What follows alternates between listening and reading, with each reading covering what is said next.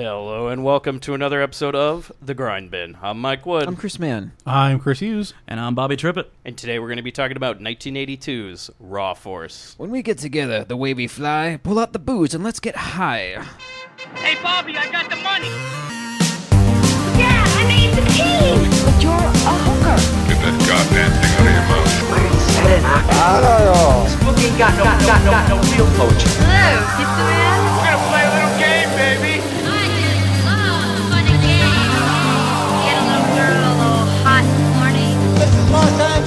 You could have been decent once in a while. And maybe Daddy would decide to kill himself because he couldn't get it up anymore. What a shame. Come on, just step on the gas before we get creepy. So, Bobby, people are not familiar with you. No, they are not. He doesn't have an orange poof, so be relieved. Does he have a van? Yeah, Maybe. do you have a van?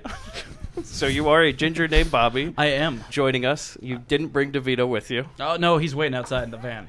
It's idling outside. So explain to everybody here how you came about getting on this show. Oh, boy, that's a long story. Let's see. Chris Hughes and I were dating a pair of roommates. I mean, it wasn't what we planned on doing. No. Or anything. I didn't know him prior to this. But anyway, It's not how it started. no, but it's how it's going to end. And anyway, he told me about the show because he realized that I was into the same kind of movies as he was. And, I binged everything. It changed me for the worse. Right. So you binged the show. I You did, sent us I did. one of our favorite new ones, which was Bronx Warriors. Yeah, love it. I'm glad It's you guys enjoyed that. Oh, my It's, God, it's love been a that favorite movie. of mine for a very, very long good. time. I have never seen that one. Loved it. One of my favorites now. And then you recommended this one, and I said, well, I extended an arm and said, hey, you know what? You're local. Why don't you come on the show? And like I always said, anybody can come on this show. Absolutely anybody. It's Anybody. literally the door is unlocked to this room No, right serious. now. I would Yeah. love it if some crazy derelict came on the show. Yeah, it would be. Great time. It would be an improvement for sure. So you brought us this movie, though, and I'll just say, for me personally, this is now one of my favorite bin movies. I love this movie. I'm gonna agree with that as well. Oh, yeah, man. yeah. It's for me. It started out like kind of slow. Like, where's all the fun? Where's the raw and the force? and then sure enough, the setup is great. I like the 90 minutes of Raw and the 15 minutes of Force that was in this movie. You kind of need the 90 minutes of Raw to get Yeah. you Oh ready my for God. the force. I honestly didn't think that it was going to be as funny, like legitimately funny. It as is it mostly was. a comedy movie. Yeah. I mean, we had some like Naked Gun territory we were slipping into at But certain points. unlike most of the Naked Gun-esque movies we've covered, such as that shit show Night Patrol and Yeah. Stewardess School, Oh, this boy. movie is actually funny. yeah. Like, I got legit laughs out of a lot of it. Whether they're intentional or not, I thought it was hilarious. So. And I don't know if it speaks to the film or if it speaks to us, to be honest with you. Yeah, because I'm going to get into it. There's a lot of universal hatred for this movie, including on the streaming service that it's located, which is Shudder. Shudder hates this. Yeah, there are a lot of people that reviewed this bad as like, this isn't a horror movie. Why is it on Shudder? Well, Shudder's wrong. Shudder is wrong for having it. Actually, Their community sucks. Do not subscribe. No. Strongly Hey, anti-Shudder of the Grindbin. We're waiting for that Shudder money, so no. Hughes, if Shudder gave me money, I would just review every movie on Shudder. So All three of them. there it goes, our one and only sponsor. Which, by the way, this episode is sponsored by the country of Australia. that's right. Our good friend David, all the way in Australia, not only sent me a movie, he also said he's sending me something else in the mail, but he wouldn't tell me what, so that's a little terrifying. Right. But he donated $100 to this show, which pays our goddamn bills for another couple months. So right. thank you so much, David. And in honor of David, I have to say it, happy Lunch Wagon Day, Chris. Happy lunch wagon day to you, Michael Trojan Kangaroo. So before we get into it, guys, why don't we just take a listen to the trailer, let people know what we're talking about here. Big John Taylor, mercenary, soldier of fortune. He's more than a man. He's a walking death machine. Candy O'Perrin, sexy undercover cop. Her deadliest weapon is her body. Mike O'Malley, Hollywood's top stuntman. What do you want us to do? Fight our champions. Only this time, the action's for real. And Rick Chan, black belt, primed for action with one blow. The death blow. Only 2 words describe the power and fury of this unstoppable team. Raw force. Join them as their carefree vacation cruise turns into hell on the high seas. What was that? Final port of call. Warrior Island. Uncharted and unexplored. We should not be here. Burial grounds for martial arts masters from the past. Their resting place is defiled. They rise from the dead to avenge their honor.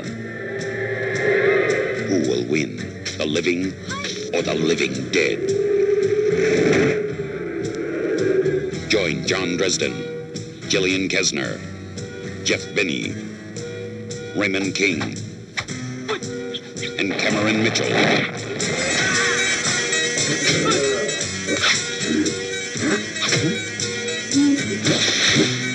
As they band together with the incredible power of raw force, untamed and unleashed to kill. The trailer is very wrong. Very and you wrong. pointed this out, Bobby, before we watched it. Wrong names, wrong professions, wrong everything, really. Yeah, there's definitely not a stunt man. I'll tell you that much. Working on the film or in the film. So Hughes, I believe you pointed out, too, while we were watching that trailer, that they said her name was Candy? Candy, and It's Cookie. Cookie. O'Malley was described as a stuntman, and like you said, there's no stuntman in this movie. He's a CPA. He is definitely a CPA. A CPA by day, karate teacher by night. They said that Chen is Chen. a black belt. I think you but were going to say he's- black guy at first. Like, they really got this messed Here up. we go. Here we go. No, his name is Chin, and he's the cook. So it couldn't get anything right, really. No. Every name was read wrong, and then also they introduce a guy who's barely in the movie as like the main character. They're like, yeah, this one badass guy. I don't even fucking remember his name. I wrote it down, I think, but I can't remember it. The only guy's name I can remember is O'Malley. Oh, Lloyd, Yeah. man. Lloyd and There's O'Malley. Lloyd. There's Lloyd? There's Taylor. No. I just named. Okay, we're gonna get into the names that I named. Yeah, yeah. Okay, we'll Such get as into that. Hitler, Banana Boy. Oh, I got Hitler. Bandana Oh, We Hitler's got all Hitler. over We this. all got Hitler. Best friend, yeah. So let's get into a little bit of the trivia now, Bobby. I know you got plenty of trivia with you. I do have a little. I'm going to start with what you have, though. Okay, because he has the DVD of this with the making of No kidding. documentary. Really? Yeah, the very long 20-minute or so making of documentary. Well, we expect with 40 the few minutes people of who are goods. willing to talk about it. So this is one of the great Filipino-American movies. This one, like Savage Sisters, Yeah. filmed in the Philippines, you can get away with quite a bit God out damn there, you can. right? Yeah. But they made a lot of them out there in the 70s and 80s. Gets a lot of heat from critics and people online. Yeah. Like I said, on Shudder, people just hate this movie for some reason. But I don't understand how this movie is not more well known on like a Miami Connection level or Right. Dangerous Men. Yeah. 100%. I think it's definitely a hidden gem. It's definitely a fun midnight movie madness entertainment event where you can easily get a group of friends together, enjoy the shit out of it. They have screened it, I believe it was New Beverly. that Really? Oh, screened cool. It. So Awesome. they have screened it in LA a couple times.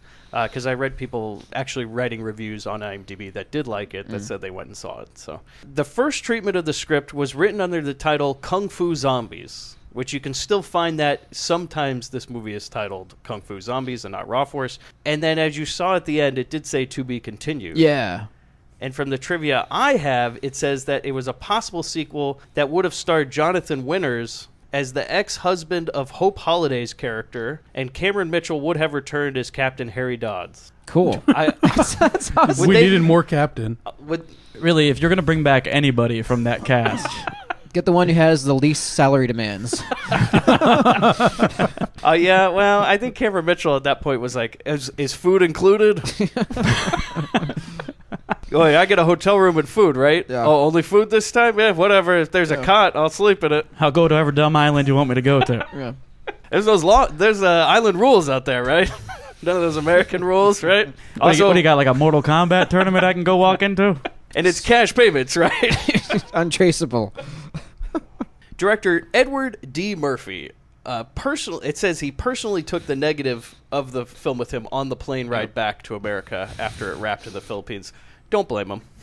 Just in case. The movie opened, believe it or not, it opened in 150 theaters on the East Coast. That's quite a bit, if that's a true piece of trivia. I'm surprised at that It's one. at least what he claims, and apparently in certain parts of New York, the distributor advertised it by driving around a flatbed truck with a bamboo cage on the back of it and women in bikinis. Of course he did. With a banner that said "Go see Raw Force." Just drove that thing around 42nd Street for a while. How do you turn that down, huh? I wouldn't. You follow it. No, are all those Like rerun chasing the truck. No, all 150 are those theaters? Are we talking like bathrooms? Rubbing tugs. Yeah,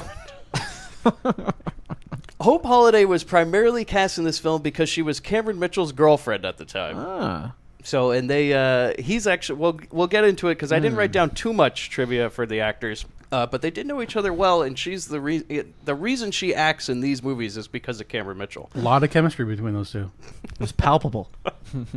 Skin to skin. That's the love story we all cared about. We all cared about it. Okay, and then the last piece of trivia I have is that the director apparently says he screened this for Chuck Norris, but it doesn't have his reaction thoughts. I read that as well, but that's all we got I'm there like, for did that. somebody just write that on IMDb? Probably. Like one of you grindbinners that still hasn't written on the Van IMDb trivia that there's a podcast out there that references it every episode. You know what? They're probably French.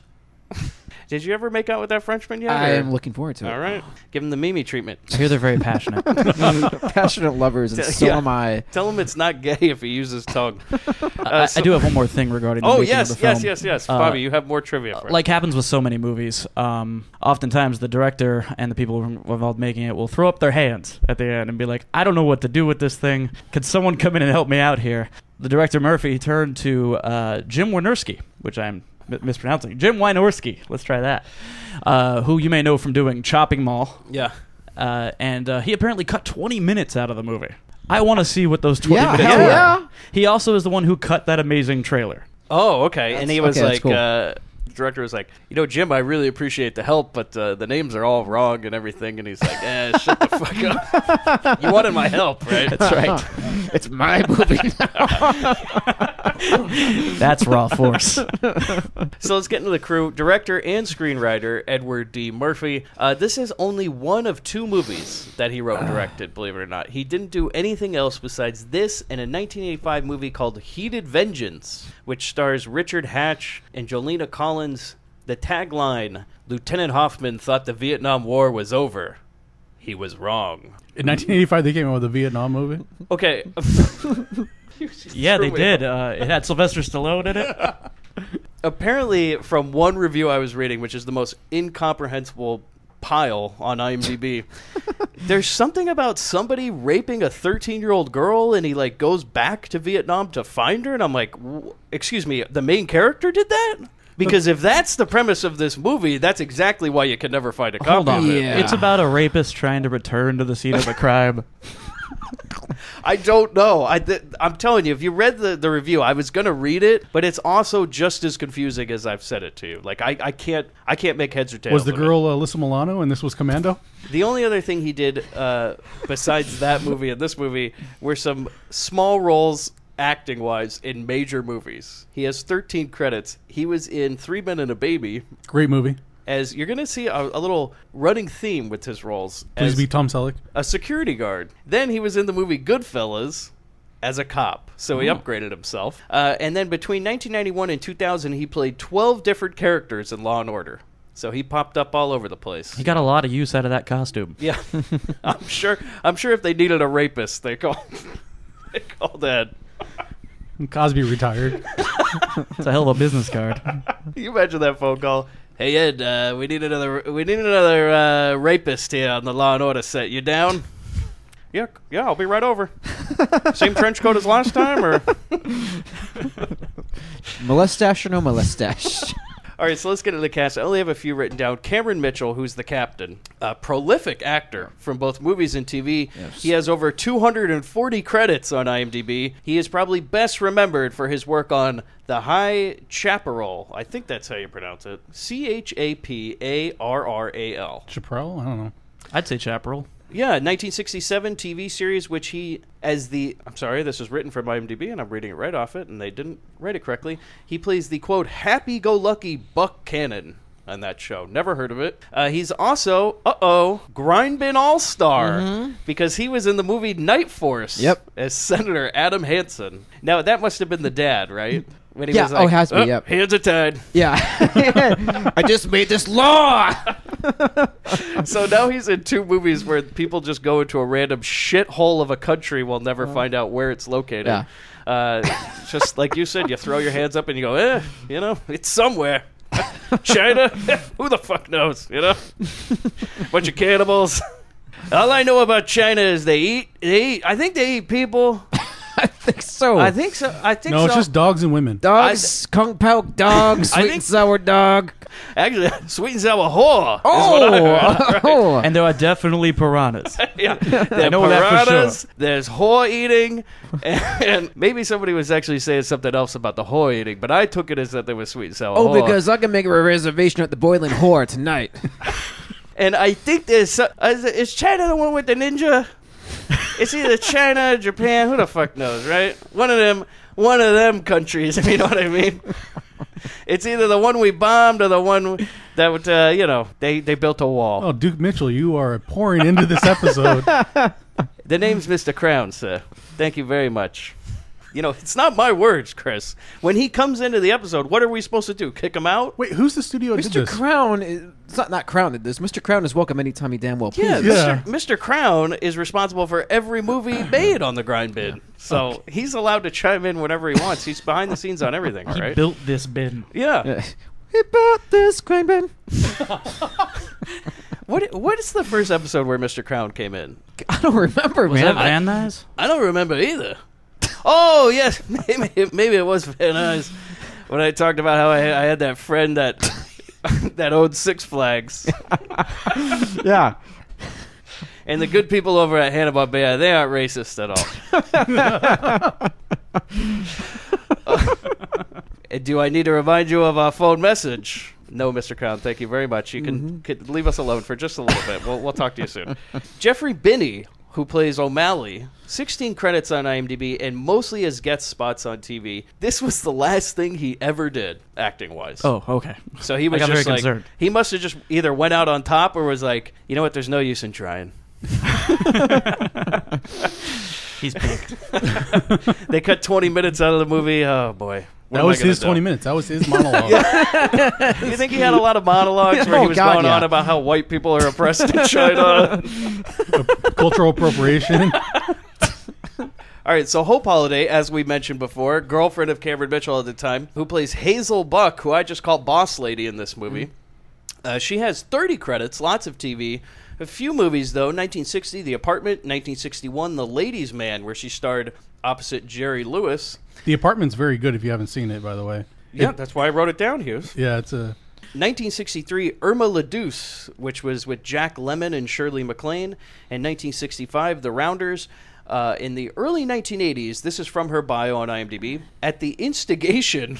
That's an interesting word choice. Of friend/actor Cameron Mitchell, she began associate executive producing several of his low-budget exploitation films, including Texas Lightning, Raw Force, Kill Point, Low Blow, Codename Vengeance, Space Mutiny, and Rage to Kill. She then continued to produce under the auspices of director David Winters before retiring. You remember the name David Winters? I do. Yeah, Grindbin All-Star. All-Star. Thrashing. Yep. So, guys, let's get into the movie. We start, a plane's flying, ladies on board, and these guys are looking at them, and they're just smiling, and we're wondering what's going on exactly. And then the title flies onto the screen, Raw Force. The plane lands and pulls up to a dock where we see these monk-looking dudes, and they're waiting. We go to the dock. They all smile, and they all laugh weird, and then we cut. There's a sudden cut to a, is I right, ninja zombie in a bush. Yeah. I thought there was going to be ninja zombie in a bush in white face painting. Sort of Franco Nero in that ninja movie, but painted blue like a Smurf. Yeah. Yeah, and then we see a Hitler man in a white suit. So Hitler, basically Hitler. He looks like Hitler did a KFC commercial. He does. That's a perfect explanation. He does. He looks like Hitler dressed up as the Colonel. It's Adolf Sandler's. Sandler's? It's Adolf Sanders. I love it. Okay, that's his new name. So Adolf Sandler. Adolf Sanders. Yeah. Oh, boy. Get into the oven. Or did he say get into the fryer? Oh, yeah. Extra crispy. Oh, yeah. Get into the fryer. And so then we see Adolf Sanders in this white suit, and he's telling these guys to rip the ladies' clothes off. And I write, well, why even dress them to begin with? At that point, I didn't know what was going on. I'm like, well, I wouldn't provide clothing if you're just going to rip it, sir. But, it's your business. I mentioned that this was faster than any Crown movie I've ever seen to get a naked girl on the screen. Yeah, this movie does not shy away from the nudity. Well, we did cut 20 minutes out. Yeah, I wonder if there was even more nudity in that 20 minutes. Probably.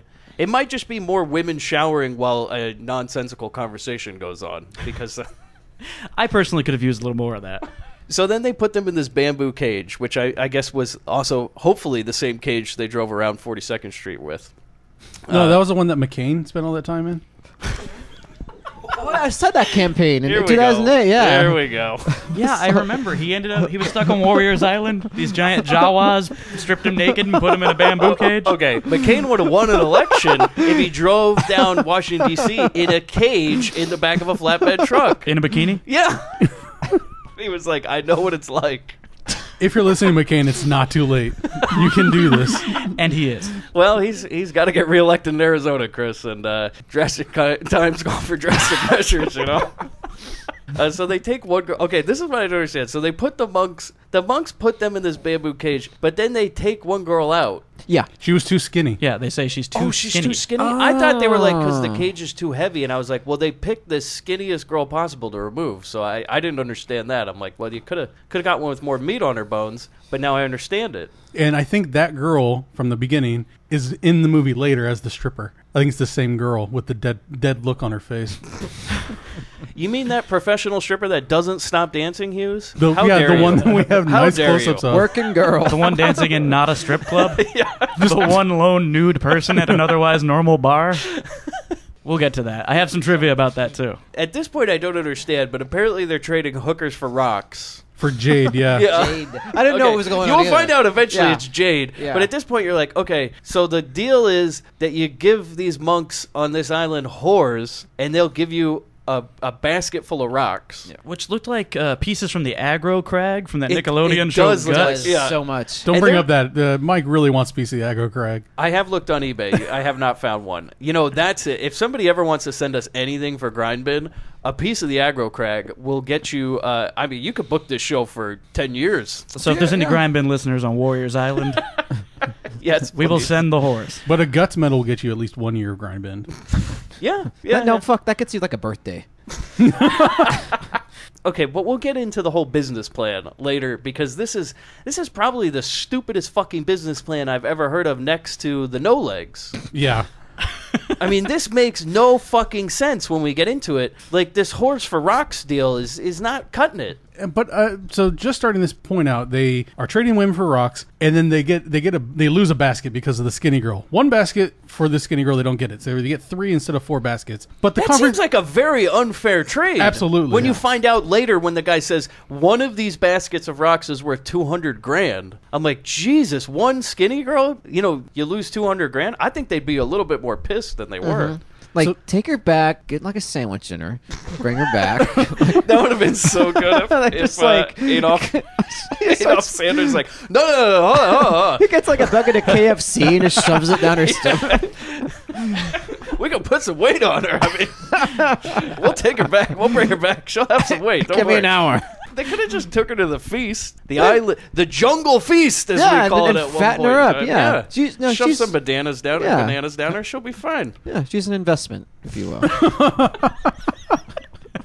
Then they put these rocks on the plane, and I still don't understand what the point of this fucking rock deal is. Did you get the conversation they were having? Can't let these thieving bastards get away with this. Yeah.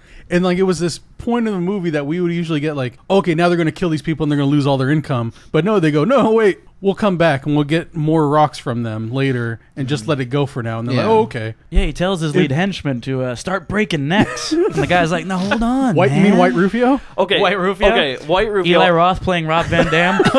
Yeah. I called him in my notes Bandana Boy. I called him White Rufio.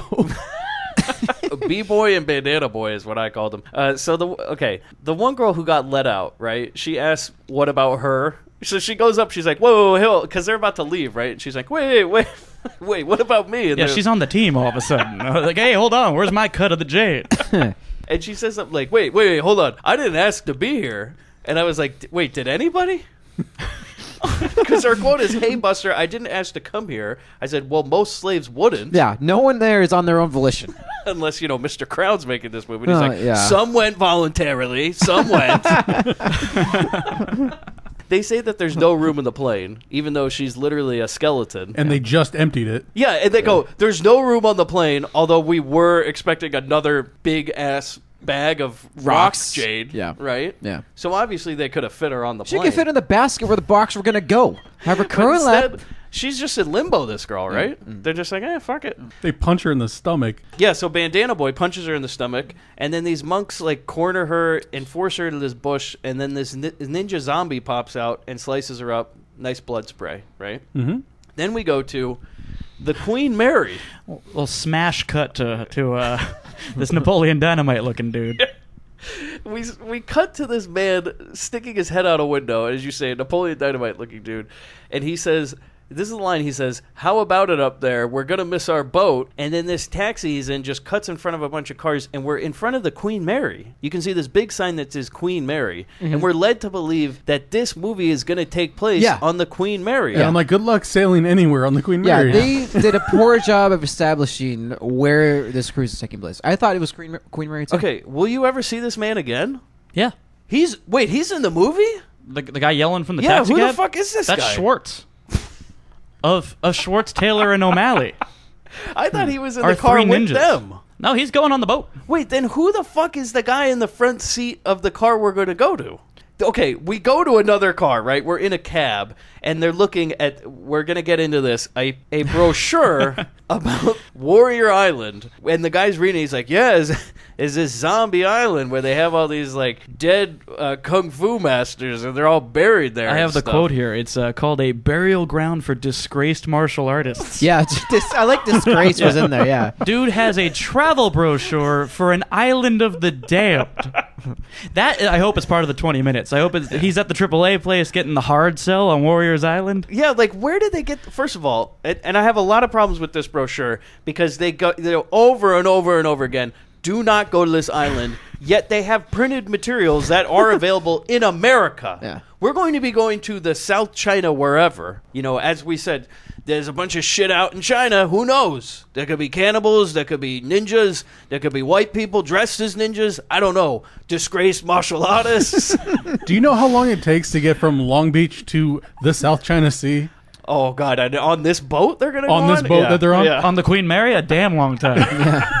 74 days. 74. On this boat? 10 knots an hour. That is Holy one fuck. long, awkward sex party. That's some tide. You're on the other side of the world. And you're telling me they only had one cake? Okay. So they're reading this Zombie Island brochure. I'm wondering, how is this a tourist destination? And then I write, maybe some sort of sex tourism. Yeah. Maybe that's what's going on. Because at this point, all I know is there's whores going on an island. Okay? So I'm thinking, this is some sort of whore island. Then they pull up to a boat that is definitely not the Queen Mary. It is the Star of the Pacific. It says the Star of Los Angeles, and then there's a shitty banner hanging over the entry, like somebody just printed it from the production office, that says, Budget Tours presents Islands of the South China Sea, leaving Long Beach July 1st. And apparently he was not returning until July 1st of 1983. I mean, so he's a CPA at this point. Hopefully he's back in time for tax season. Because 72 fucking days? Yeah, 72 or 74 days is what I was calculating. Oh my God. That's to get to the Philippines, the other side of the China Sea. But I mean, where else are they going to go? I don't know. And Yeah. they're all, we're going to go to a bunch of different islands out in the South China Sea. At least 70 days So worth this of travel. is just, this is like a pilgrim tour. You know what I mean? Like, they're going to fucking Plymouth Rock on It's this a deal. fucking half a year trip. And on this boat, and I can't wait to get to how shitty this fucking boat is. Like, if I had bought a ticket on a cruise and this is the goddamn boat I got on, I would not be happy. Well, it does Would say you be budget hap- tours on the boat. You know what? They really missed an opportunity for whore zombies. Oh. You know, Had we gotten that sequel, Jonathan Winters facing off with horror zombies. Do you think there's an island of disgraced whores? Do you know what you have to do to be disgraced as a whore? It's called Long Island. Oh my god. Oh boy. Hey, Grindbin listeners in Long Island. Wait, your mom's not from Long Island, right? It's just your dad. No, she's from Long Oh, Island. God. Fantastic. Sorry, she doesn't know what a podcast is. She does want to be on this show, though, and that will be an interesting episode. Ham and for cheese sure. bone. No parents episode. Well, okay, I wanted to touch on briefly. So, what exactly is a disgraced martial artist? Someone like dies in battle, apparently, right? Or is it like, if you lose the Kentucky Derby, you're turned into glue? Is it like if you lose a death sport, blood sport type tournament, are you disgraced then? Right. And you're just sent to an island to die with a bunch of whores? Well, I don't want to jump ahead too far, but we do see them fight. Yeah. So what? They're not that good? I think it's just they're disgraceful. They've been sent off to this horror island. It's a bunch of nut shots, and that's pretty much it's just Shatter Dreams. It's their finishing move. Just a bunch of nut shots. One too many nut shots, you're sent to Warrior Island. So we learned that. Okay, so then I said there's 3 guys in this cab. There's a guy driving it, and then there's 2 guys in the back seat, and Right. then a guy in the front seat. Yeah, Schwartz, Taylor, and O'Malley. Okay, so who is the guy who screamed out of that window? That would be Schwartz. Wait, so they were in that car?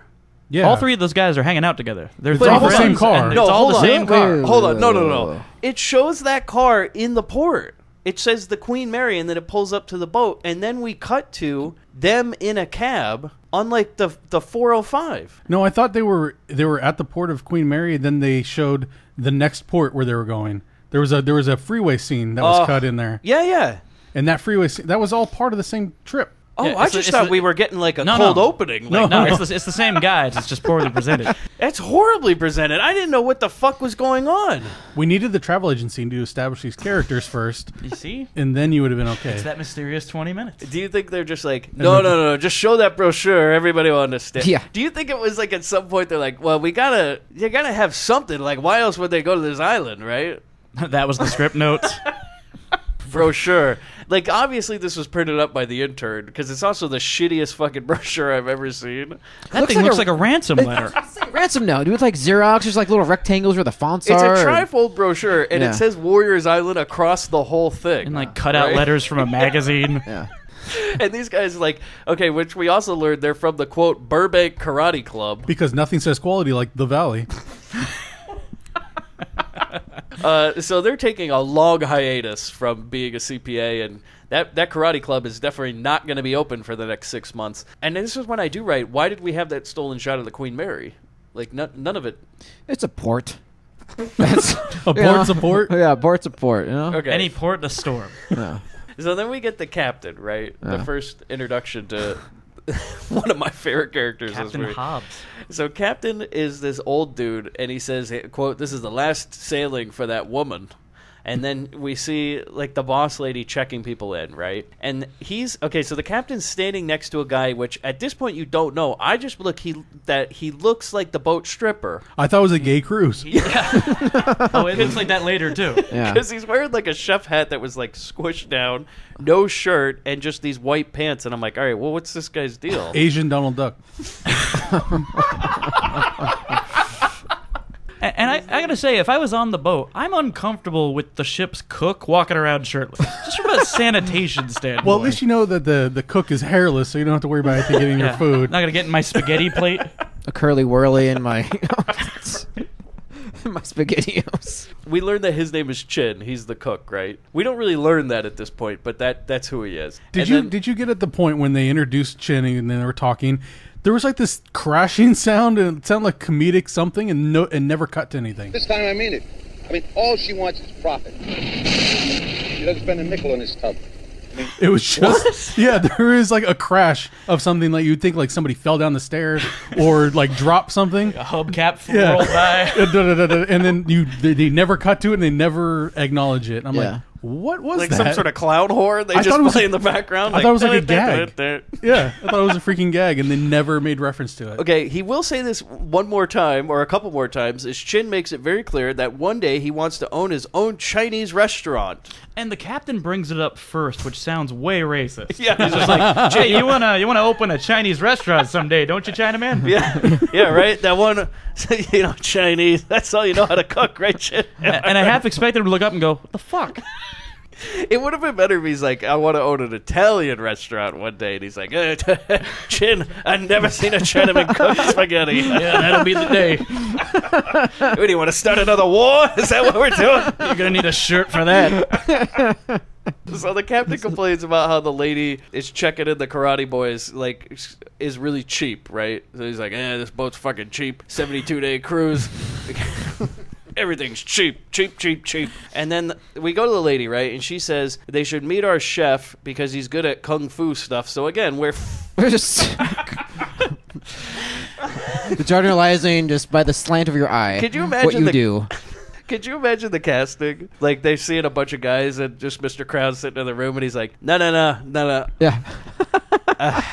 Look, son, you've done a great job getting a bunch of actors in here, but I gotta say, we're looking for somebody a little more... that we can understand. From the Orient, if you know what I'm saying. I know these guys, these white guys are great at Kung Fu and all, I mean, but... I want to look at him and hear a gong in my head. All right. You know what? Call up that Chinese restaurant. See who shows up for delivery. Yeah. See who shows up for that delivery. And don't let him leave. You remember that guy that helped us with that Bruce Lee movie? See if he's available. Sweet and Sour Charlie. Yeah. She says he should meet our chef. His name's Chin. He's Chinese. He's good at kung fu stuff. Like all of them are, right? At this point, I'm skeptical that his name's even Chin. Yeah. I would have loved it at some point if he's like, my name's not Chin. Really. It's getting fucking sick, all right? I understand we're in the Philippines, island rules, but at some point I'm going to find a lawyer on one of these islands, okay? So then she also says that maybe you could all put on a little show or something. And I write, they paid for this cruise? Yeah, maybe you could do some work. Just putting them to work. You're the entertainment? Yeah, like, what the fuck? She goes, oh, yeah, great. You're from a karate club in Burbank. Oh, my God. 72 days. You wouldn't believe the amount of time I have to fill for entertaining people. You're right. Itinerary for a month and a half, 2 months. This is like right up there with like the Brig Pilgrim we did in elementary school. Yeah. We spent the night on that ship. Yeah, when we had to spend the night on that ship, yeah. Yeah, this is comparable. I had so you remember that field trip? I spent the night on it. Yeah, I had to spend the night on it too. Yeah. And I remember doing the late watch. Yeah, right? so did I, At yeah. 5 a.m. I was sitting on this boat in Dana Point Harbor looking out at the parking lot because they make you keep watch. And there was one man who showed up, and it was the first mate from the boat. Mr. Parchaka. And he had been out drinking all night. Yes. And he came back looking like fucking Don Johnson with his hair slicked back and this white suit on. Dude, reeked of liquor and pot. Wait, your pirate had a white suit? Yeah. Mine had a Laguna Beach sweater when he came up. Guys, granted. No. He looked like Don Johnson out of Oh. Miami Vice. Oh. Like, he looked straight out of the show. And he walks up, and he's just reeking. And I have to go, like, who goes there? And he's like, hey, yeah. Permission to come aboard, skipper. Because in case you don't know, like, this is one of those, like, recreating an era. So they all talk like that. He dressed like it. And Oh, yeah. He was like, look, kid. At least walk. I got to wake up in an hour, all right? He's still wearing sunglasses, too. Bloodshot eyes. 5 in the morning. Okay. At least walk like you have a peg leg. Like make me believe it. Yeah. My parents paid $85 for this. It was a real shit in the shower and the shitter type scenario, if you know what I mean. So we get on the boat, right? And then we see, the karate show's started, right? With really bad, like, this guy on a speaker that's talking. It's like, He's trying to pull like a meatball shtick. it totally sounds and like it's a meatball. not working And because you can't understand him half the time. But it's the first joke of the movie because it's a really bad speaker. Like, here's our karate people, and they just start fucking running around the ship, beating each other up and with, like, breaking sticks. yeah, they everything. throw them a pair of staffs. And most of the guests are just complaining. There's like a bunch of old people that are just like, well, what the fuck? They're getting in our way and everything. We haven't even left the dock yet, and they're running around. I write, is this supposed to be the entertainment? Because this is horrible. Because this boat is like, okay, so the deck of this boat is not much bigger than this room that we're in. Right. And they've like set up a table for drinks like right next to the edge. Like if somebody leaned back too far in the chair, they're going overboard. Right. Hope Holiday and all the booze is going to sea. The bar, quote, bar, is set up, again, right near the edge. And it's also apparently in the way. So the captain can't see. So you think they paid for this cruise and they have to do 2 shows a day for 70 days? Wow. You get that discount? Well, they wanted free drink tickets, okay? Yeah. And cake. Do you think that when Chin was done, she was like, all right, great, Chin, now go back to cooking. By the way, everybody's kind of sick of Chinese food. You got anything else different? 72 days of Chinese, you know. And he's like, I haven't cooked Chinese food once. This has to stop. Actually, you know what? He does cook Italian food. Yeah, he makes the plate of spaghetti. That's right. We're going to get that scene of people downing spaghetti soon. So, Oh, that was microwavable. You know it. it's become very apparent that this boat is a complete piece of shit. And they are really taking this thing all the way from Long Beach to China. Yeah. Because fucking A, man, can we just turn back? At this point, I'd be like, look, can I get on that radio? I'm going to call, see if somebody can pick me up. Just drop me off at Catalina and call it a day. We'll be to Catalina in a week, right? And then, okay, so O'Malley is sitting near this lady, right? And he hits on her. In this great line, he says, "May I pay you a modest compliment? You have beautiful eyes." That was very modest and proper. Thank you, O'Malley. And then the husband comes up, who, this guy is my favorite character Glorious. in the movie. Savior of the film. Now, does he have a name? I just Lloyd. call him... Okay, Lloyd, Lloyd. man. I just call him husband in my notes. This guy... That's his name in your heart. He's not upset. Not at all. He's like, Most laid back dude. Hey, how you doing? And then he offers him what I heard as a martini. Yeah, I Yes. heard a martini. Yeah, What the fuck? It's What like the He fuck? says, have one of my martinis. like a martun, like tuna is in it, Was or that what? like a flubbed... I don't. Yeah. I thought a tuna- martini it's with a tuna boat. stuffed in Yeah. it? It's a boat. It's the Chin ocean. made it. I In believe lieu of it. an olive, there's a little pinch of the star kissed in there. Yeah. Yeah, they ran out of vermouth, so it's just vodka and tuna. It's just tuna water. Vodka and tuna water. They call it a martini. Shaken, not stirred, please. I think it's just Chin like wringing out cans of tuna, like squeezing the juice. And he's like, well, you know what? You asked me to cook food. I'm not a bartender. So then he says that line that you opened the show with, Chris. Yeah. Mm-hmm. Do you have that written down? I don't have it written down. I got It's it. at the top. When we get together, the way to get by is to pull out the booze and let's get high. Mm-hmm. I'm sorry. I thought the lady was alone. Oh, sit down. Here, have one of my martinis. This is my husband, Lloyd. How you doing? When we get together, the way to get by is pull out the booze and let's get high. And we learn this guy's a real cut up. Now he's an amazing character. I really like this character of this Yeah. movie. He's also one of the worst people on earth. Deplorable human being. Yeah. I love him. And so then we go, okay, so the karate show breaks a window with a stick, and then a guy falls overboard, and then the captain comes out, and he's just fucking lost it at this point. He's screaming at the boss lady, who's also the bartender, and I'm like, 72 days of this, huh? Yeah. And his meltdown includes the line, "One day you'll go too far." And he says that in front of all the guests. It's like, if there's not enough red flags, like, at this point, you might be close enough to swim to shore. Yeah. People that night are going to be listening for the splash. Yeah. How secured is the lifeboats to the side, and how quickly can you Which get we on? will learn, We will not get to that. very. No. So then the ginger guy, what's his name? The ginger guy, I believe it was Schwartz. Schwartz. Okay, I just call him Ginger Guy. He says he wants to teach the ladies a lesson about self-defense. So apparently the next show is on, right? Yeah. So like the karate show's done, a man fell overboard, or what you think is overboard. Well, you hear a thud, so Yeah. I thought it was into the water at first. Yeah, but he doesn't come up wet, so I guess Yeah. they were like, oh fuck, we fucked that up. No, that Put was a in wrap thud. on Taylor. Yeah. I'm glad he's here. So then this guy comes up and he's like, hey, now for the next show, Yeah, let's teach the ladies some self-defense, huh? Did you hear what the karate style that they were using? No. It was Bo-Jitsu. Huh.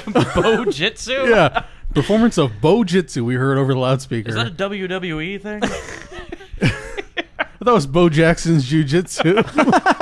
One day he's like, hey, he's got a bat, I know Bo Jackson. Just slide into his shins. And This take is another thing where they don't fucking get it. Just like in that Bruce Lee movie where they're like, I don't know, snake foo, because he's hitting a snake. You know, it sounds right. What do you think this is called? Something. They got a bunch of sticks. I don't know. For fucking jitsu, you can add a word to jitsu and everybody buys it. Yeah. So bo jitsu. That's the first thing I found in the dictionary. Stick when I opened it jitsu, up. stick Jew. Stick Jew. Whoops. Can't use that one. pole. Okay, so then the guy says, all right, he comes up, he says, we're going to have a self-defense lesson, a.k.a. I want to grope a woman. Basically. Do we have any volunteers? Can somebody come up here so I can grab their breasts from behind? It's a little more effective than can I pay you a modest compliment? So this one lady volunteers, right? That would be Cookie. Cookie, and her cousin Candy if you says watch to the her, trailer. yeah, her cousin says to her, go ahead, Cookie. He doesn't have to know you're part of the LA SWAT team. Neither did we. Yeah, you're right. Neither did we. Not necessary. So he goes up and he's like, all right, now do some self-defense. I'm going to stab you. Wouldn't that be fun? He doesn't teach her shit. He just pulls out like a fucking kitchen steak knife and he just goes at her. He says, no, folks, watch. This is how you not do it. That's literally what he says before he does it. He's like, I'm going to aim for the soft spot, okay? And are we to believe he just had that in his gym shorts? like this whole time? This Schwartz guy is has just- it all the time. All the time. He's wanting to know which woman is most vulnerable for that evening with the cake party. Of course. Also, regarding this LAPD SWAT team business, she mentions later in the film that she's been a police officer for 4 years. I think it takes longer to get on the SWAT team than 4 years. Well, you know, she's a good one, all right? As She's it the says best. in the trailer, her only weapon, her body. Her body. That's Candy. That's what she put on her resume. So then we go to the boat docks, right? And this boss lady is okay, so now the boat has docked in China. Yeah, apparently. a shanty town in China or So something. we're I guess we're gone, or some shithole of a country Right. is what we're in, because like you just see a bunch of like rickshaw style boats and stuff, and then we're at the dock, and the boss lady's just loading more and more booze onto this boat, and I write, these passengers will need it, definitely will fucking need it. I needed it 70 days ago. And the funniest thing is like, so Chin's loading all this booze into a room, which we'll find out is also like a giant safe. Yeah. That thing's like a foot thick. So they put all the booze behind a safe. Like, that's how long this fucking cruise is that, like, they gotta ration out that booze. And We can't just be passing out martinis left and right. Did you get one of those tuna cans? Those martinis are going quick. Oh, Chin's gonna be pissed. So she's getting Chin to load this stuff on, right? And then she mentions landing on Warrior Island, and Chin freaks out. He is visibly upset and pissed off, and he's talking, and I have no idea what he's saying in this. Yeah, I write, he's a great actor. Or just a Chinese delivery man. That they're like, you know Kung Fu? Yeah, of course you do. Do you think that the ad was like, no, cross that out, Chinese man? They tell me I'm not allowed to use that word anymore. All right. It was fine a couple years ago, but now everybody's all sensitive, you know. JWs. We're in the 80s now, Yeah. you know. Just because Reagan's in the White House doesn't mean you can get away with I mean, everything. you used to be able to stick your head underground far enough, and you're in China. Everything's upside down. You know, you can't even write Chinaman on an ad, or people are gonna call you up all pissed. Anyways, it probably says, all right, write this in the ad, kid. Needed Chinese male actor, no, cross out actor. Chinese male, no kung fu. That's how they talk, so write it like that. Also, you have to charge per letter, so. Acting not required. Because this guy obviously was hired for his kung fu / karate skills, Yeah. but not at all for his acting. No. He cannot deliver a line to save his fucking life, and why they even had him deliver it, I don't know. Why didn't they just ADR it? It They would have could've. been easier. They could have. So she mentions later on Warrior Island. He's all upset about it, right? And she says, well, Chin, you know, a lot of the passengers, they want to go there and take pictures of the monks. What are we going to do, you know? They send out brochures. It seems safe. I mean, we can't... Everybody keeps telling us we can't go there. Why do they print advertisements and mail them to the U.S. and every other fucking place in the world? They want somebody to go there. Yeah, fat women. This is when I write my notes. I go, were those hookers just for fun? Or are they also part of the draw of Warrior Island? Because at this point, I don't know. I'm like, they do want tourists to go there, right? Right, like Hamburg. I thought that... I thought that they were collecting whores for like some sort of tourism on this island. Like, at this point, you don't know what's going on. You just see, well, we're trading whores for rocks, and there's brochures to go to this island. I think it is some sort of hedonistic, sex tourism island. That's as far as we are. So the boys go off. Okay, so we cut to the boys, the karate boys. They go off with some girls, right? Mm-hmm. And O'Malley's gonna hang out with that lady and her husband for some reason. Awkward. They're like, "Hey, O'Malley, what are you gonna do?" He's like, "I'm gonna hang out with this lady and her old man while they shop." Yeah. It's like, really? So the husband says also that they're gonna go catch a sex show, and he does a little dance when he says it. To hammer it home. His wife's very embarrassed about it. But then we see the karate boys, Sans O'Malley, are now at some sort of fighting tournament. A bare-knuckle kung fu fight. Yeah, he mentions we're going to go watch the kickboxing. Yeah. This is like, in Rambo 2, when he goes and finds Rambo, They're like in some ring and people are cheering. The karate boys are really into it. Oh, They're it's just like, Kumite. Yeah. Oh, hell yeah. And then we cut to O'Malley on the streets with the lady and her husband and boss lady, and they're all carrying a bunch of boxes. And I just write, what the fuck, O'Malley? Why are you hanging out with these people? And then the husband says, okay, this is the part I don't understand. So they have the women carrying all the stuff, right? Yeah, they're carrying like boxes full of jade statues and like other things, right? Mm-hmm. Mm-hmm. And the husband turns to O'Malley and he goes, hey, you and me should catch a cab. And that's why we love Lloyd. And the boss lady goes, oh no, the ship's only 6 blocks. We can walk it from here. He goes, something about them walking. They continue to shop. Yeah, he's like, they're going to go back and have a nap. You shop, we're going to go take a nap. Why he wouldn't take the boxes with them, I don't get it. But they leave all the shit with the ladies. Oh, you figure out why he didn't bring the boxes. Yeah. So they get into a cab, right? Mm-hmm. And then he immediately turns to O'Malley. He's like, hey, well, there's this whorehouse we're going to go to. And O'Malley's like, oh, boy. You're my cover for the cat house.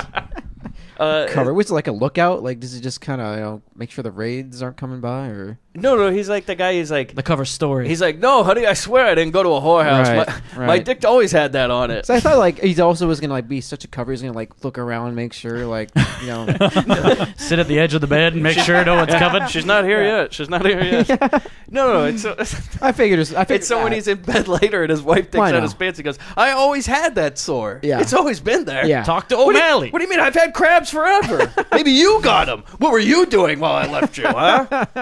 It's a sound plan. So then we see the wife and the boss lady, and they're shopping for shitty jade statues, and they say something like about how the price is so outrageous, but I don't know if it's like it's cheap. Okay, so it is cheap. All right. Yeah. It's like, oh, it must be a volume deal. Yeah, how are they getting such a good price on this? And then we cut to Hitler Man and Banana Boy, and they're arguing about business, and Banana Boy wants more profits, and we don't understand what the fuck they're talking about. Nope, but we have Bandana Boy, whatever, White Rufio, his ponytail comes out in that scene, and oh my god, is it amazing. It's seriously like 3 feet long and whips around like a horse's mane. Okay, then we go to the whorehouse, right? And so O'Malley and the husband are there, and we watch as the husband rubs a nipple for a while and says, oh, that's nice. Oh, that's nice. Like a single finger in a clockwise motion. Yeah. Hitler Man and Banana Boy, at the same time that O'Malley and the husband are in that whorehouse, have driven up this truck to the whorehouse. Okay, so their plan on getting whores is that they pull up with a truck that says Jade on it. And then he pulls off a sign and it says police. Before you get to that, though, it doesn't just say Jade. It has his fucking name on it. Yeah. Inconspicuous, bright red bread truck with his name on it. So why they even have that? They should have just had police on it. Right. In case you get attention from the real police. That's not one of ours, So apparently, and then they have, I guess, either they are policemen that they hired, or they hired guys to dress in police they're just dressed uniforms. I think they're dressed as that. Because Bandana Boy's in his weird cop outfit, too, while he gets high in the front seat. Yeah. And he's like, I'll wear this hat, but I'm not taking off my fucking bandana. You see when they were backing the truck up and they just ran it into the building? Yeah, okay. So their plan is they have a red van with the word police on the side of it, and they just crash into the whorehouse. I don't think they were supposed to, because it cuts very next shot. He's like a foot away from that. Yeah. Like, I think he just hit it a little too hard. Do you think that they were like, no, island rules, and then just pulled off? Try and find us. You can have Chin. Okay. He just leaves Chin behind, and he's like, they said they'd be back. You guys want some spaghetti? Or a martini?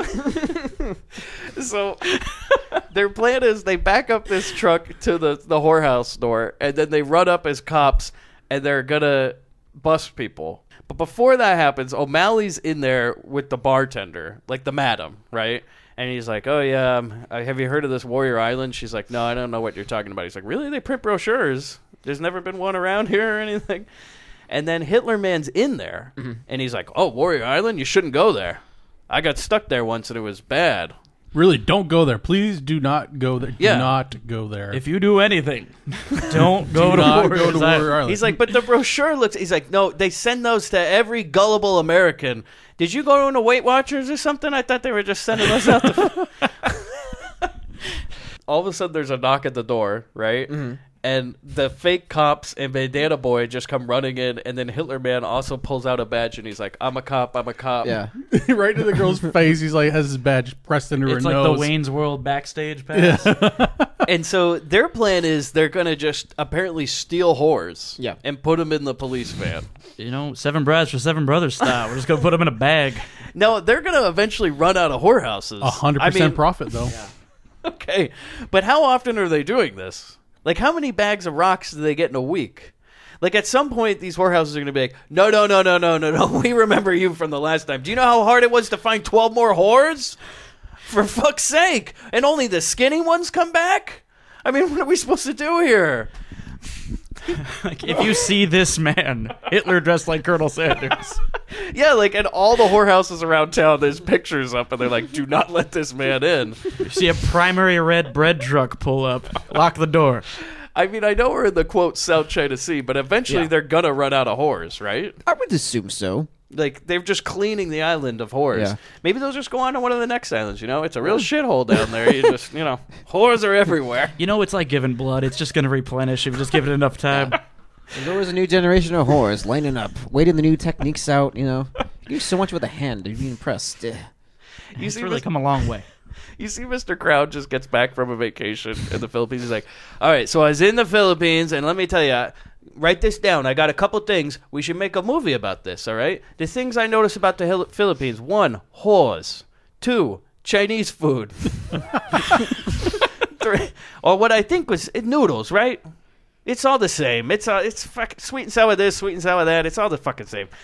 3, lots of karate people, I think.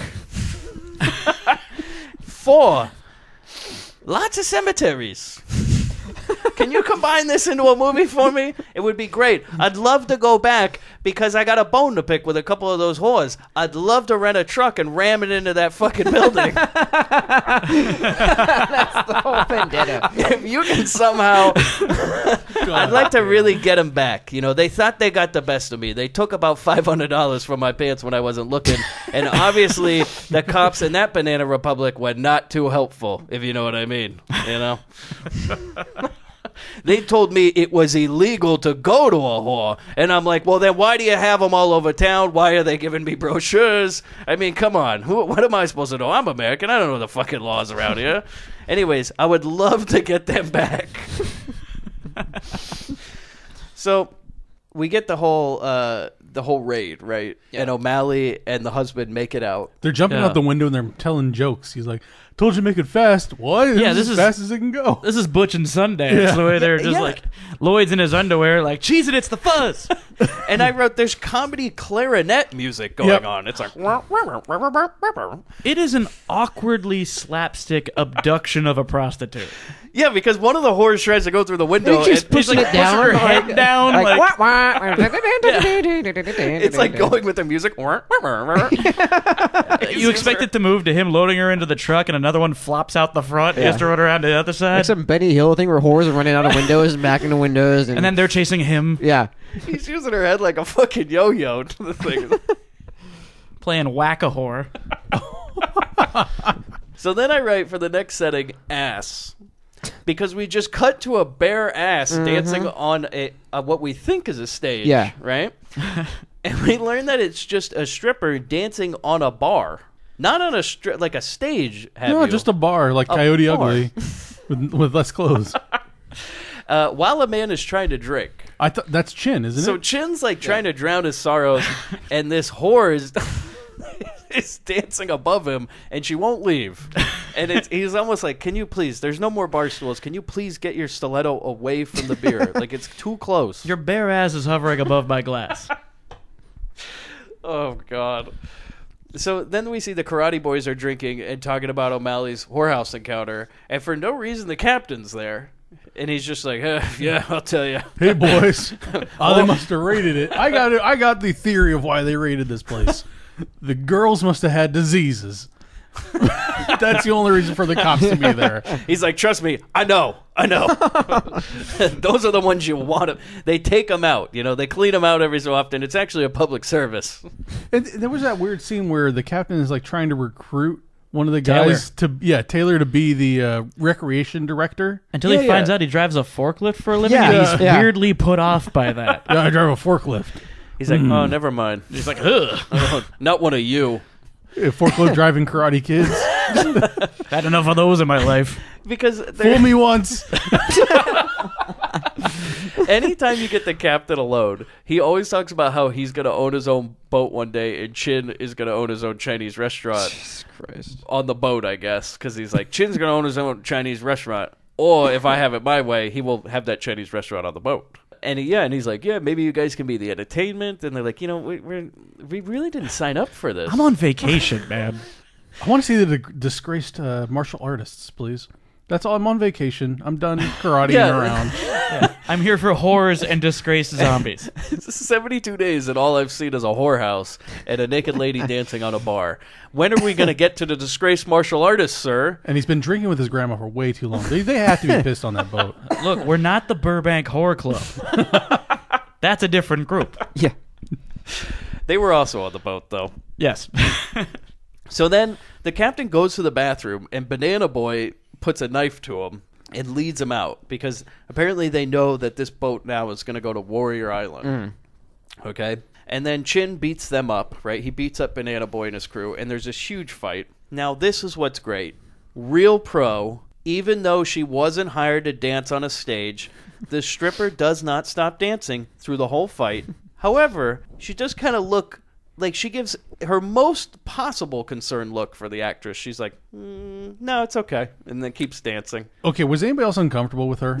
I have no idea how old that girl was, but she was not 18. I was very uncomfortable, and I have a bit of background about this. Okay, please tell me. Okay, so I read a little brief interview with a guy named Gary Flossman. He's one of the extras that's in this scene. You may notice a tall, bearded gentleman in the background wearing a bright red and yellow Hulkamania Hawaiian shirt. Oh, cool. That when shit hits the fan, he dives behind the bar and doesn't fight anybody because he's the smartest guy in that room. Right. A couple of things that he wanted to point out about that, because he explained the experience, was that, one, everyone was legit drinking in that scene. So everyone is shithoused. And that's why when you see everyone dancing, they're a little uncoordinated and not really sure what's going on. And probably why that girl has that look on her face the whole time, because she is gone. The reason, according to Mr. Flossman, that the girl is in so much of this scene and never stops dancing is that our director, Edward Murphy, was apparently compiling footage to make his own, quote, blue movie. Oh, no. No way. He was just, he took a shine to this girl and was like, why don't we have a naked girl dancing the whole time and just... Get right up next to Chin's beer. Right up next to it. just get right up in there. And squat over it. Yeah, honey. Keep going. Keep going. You think that was her look? She's like, do I have to keep going? He's like, yeah, come on. Come on. It's only been 4 songs. We need more. Sway them things hips. I do to be famous. You want to be a star, don't you? Yeah. She didn't know that was a movie being filmed. Oh, not this kind of movie. She thought it was something else. So the Karate Boys fight, right? And then Taylor, one of the Karate Boys, jump kicks through the truck's window as Bandana Boy is leaving. It is impressive. Yeah, he does like a Chuck Norris jump kick. Like a parkour leap off of a parked car and then... But here's the thing, he also hurts himself. So what they cut out is the truck driving with him dangling from from the side of the truck by his leg. So he kicks through this window, and then Bandana Boy apparently he runs into a few ducks in cages. Because we get a close up of a duck going like, "Arr!" And then there's a smaller island where they trade ducks for rocks. Yeah, that's why they're in a cage. Yeah. Yeah, some other guy, some guy who looks like Mussolini, runs out and he goes, "Oh my!" Yeah, a Ronald McDonald Mussolini. Yeah. And so Bandana Boy and his crew, apparently ducks have destroyed that truck because they just abandon ship and just run. And then the captain laughs all this off, and he says, okay, so yeah, they're all outside. He's like, hey, is your foot okay? That guy in the bathroom, I thought he was a gay. But he does not use the word gay. No, he it's does 1982, and boy, we're just going to use the other F word in this scene. So Thought he was gay until I felt his knife. Yeah. That's a line. Well, what did he want? Yeah, what was he stealing me for? They could get a lot of rocks for the captain. I'm just saying. Yeah, hold on. Why do they need the captain? Did they only need wait? They could only use women. That's Why? why they had to do it, because they had to eat. Because them's the rules. Yeah, they had to eat the women. That's how they were able to resurrect the dead. Spoilers. Spoilers. We're not there yet. Well, I'm just. This is probably just for their education. Yeah. Okay, so we go back to the boat, right? And local people are waving as the boat leaves, and I write, why? And did you hear the They're announcement? just glad they're over it? gone. Yeah, that's what I was like. They must be happy. These Had American. enough of these people. Did you hear the announcement as they were like showing the scene? They're like, "Hey, the divers have asked that you guys not throw pennies and nickels, please quarters and Yeah, above yeah, only." like that. Quarters are larger. You know that happens all the time on stage with us too. We luckily have a song where a lyric that says "It's the change that counts," and people throw change at us. It's awesome. That's pretty amazing. You look down, there's like you're in quarters everywhere. I'm like, this is fucking cool. And you're like, yeah, quarters only, nothing below. Thank you. It's like when they appreciate a wrestling match in Mexico. Yeah. So they're waving everybody goodbye. They're waving the degenerate Americans goodbye. Thank you for stealing our whores and trashing our bars. Especially that one where the one naked girl dances. She's probably not going to come back now. No. So Hitler and Banana Boy are watching through a pair of binoculars, right? They're just watching through a pair of binoculars. Like anybody would fucking know who they were. They're just watching through these pair of binoculars as this boat leaves, and they're like, well, we don't want them to go to Warrior Island. Why? Why? Well, I think they said that they thought that they were going to find out about their cheap supply of jade. I have it written down. Okay. Now Hitler doesn't want them to go to the island because they will take their cheap jade. Mm-hmm. Okay, but the monks obviously are not selling the jade. No. You need whores to trade. Well, I mean, this boat, we're going to find out how many whores are on it. It's jade. This boat's at least half whore. It's jade for whores. It's like okay? they're not there to like impede on the whore market there. You know? Cash Like, for gold? what's Like, I write, well, maybe they shouldn't print fucking brochures. One. That's a start. Two. Who cares? They're just a bunch of tourists. Let them go to the fucking island and just be done with it. They're not from here. They're from America. It's not like they're going to be like, go back to America. Like, you wouldn't fucking believe it. I found all this jade. Yeah. And people would be like, what? yeah. Jade? What are we going to use that for? I don't even know why it has any like value. That's what Hughes, I have so many fucking problems with this jade shit, and I'll get into it later with all these notes. Mike, I just got back from South Africa. You know what's a big market? Ivory. Is there any like, oh my god, maybe the sequel was Whores for Ivory? You know what I mean? Wow. They bring the whore, you bring the whore, they bring the elephant. Yeah. Cut it up. Yeah. And then we're all good. Does that mean we get to watch Jonathan Winters ride an elephant? No, he murders an elephant. Oh my god. Like a Like real, Trump's son? yeah, like a real Cannibal Holocaust type scene. Oh no. We get to Like a see- turtle. Yeah, we get to see him slit an elephant's throat. But with some amazing music over it. Like it's really just beautiful. He slits an elephant's throat. We just watch it die slowly. It was a beautiful scene, but it never got made. No. Does anybody know why I have in my notes the Stang Gang in Marina Del Rey? Oh, okay, No, that's coming. that's coming soon. So Yeah. we Yeah. go from Yes. okay. So now we go to happy birthday. It's okay. Because there's a cake in this scene. This is the first thing we see is a boat party, but we open on a cake. So once again, Bobby, you have brought us another movie with a cake. Thank you very much. We have Bronx Warriors with the giant cake. This one's a cake we haven't seen in a movie before. No. A propped up cake. Yeah. Because Like, why is it obviously leaning? they were like, it's not reading on the table, right? Put it up against the wall. But nobody's going to eat a cake if it's diagonal. You've been to my birthday party. I don't think so. We paid a lot of money for that fucking cake. Yeah. You're going to put it against the wall so we can fucking see it, all right? The cake makes this scene, or else how is everybody going to know it's a birthday for a character that's crucial to the plot? Okay, so this is what you said, Chris. Okay, we're going to get this guy who talks to Cookie. and he's a male stripper. Man, the guy looks like Tom Savini. Yeah, Yeah, I thought it was yeah. Tom Savini. I did at too. first. I'm like, holy fuck. The role he's he in doesn't this like movie? to talk about. Yeah.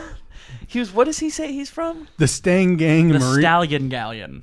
I got the Stang Gang. No, it's written down. Stallion I Galleon. heard Stallion Galleon. Stallion Galleon. Yeah. In Marina Del No, Rey. no, I think that's his That's the name troupe. of the club that he dances at. Yeah, I think his troupe is the Stang Gang. Yeah. Oh, okay. That he says later. Terribly sorry. The So he Stain Gang. works I at don't the remember Stallion that, but Galleon. He works at the Stallion No, Galleon. later on he goes like, no, yeah, the Stain Gang. You never heard of us or something like that? So When it's yeah, both are in the Pretty movie sure he then. just repeats himself. Yeah. So Anyway. he's the Stallion He works at the Stallion Galleon in Marina Del Rey. And he's Which one is a piece. great name for a male strip club. Like, this is so specific it must be true. And he's It's one gotta piece of be. the Stang Gang.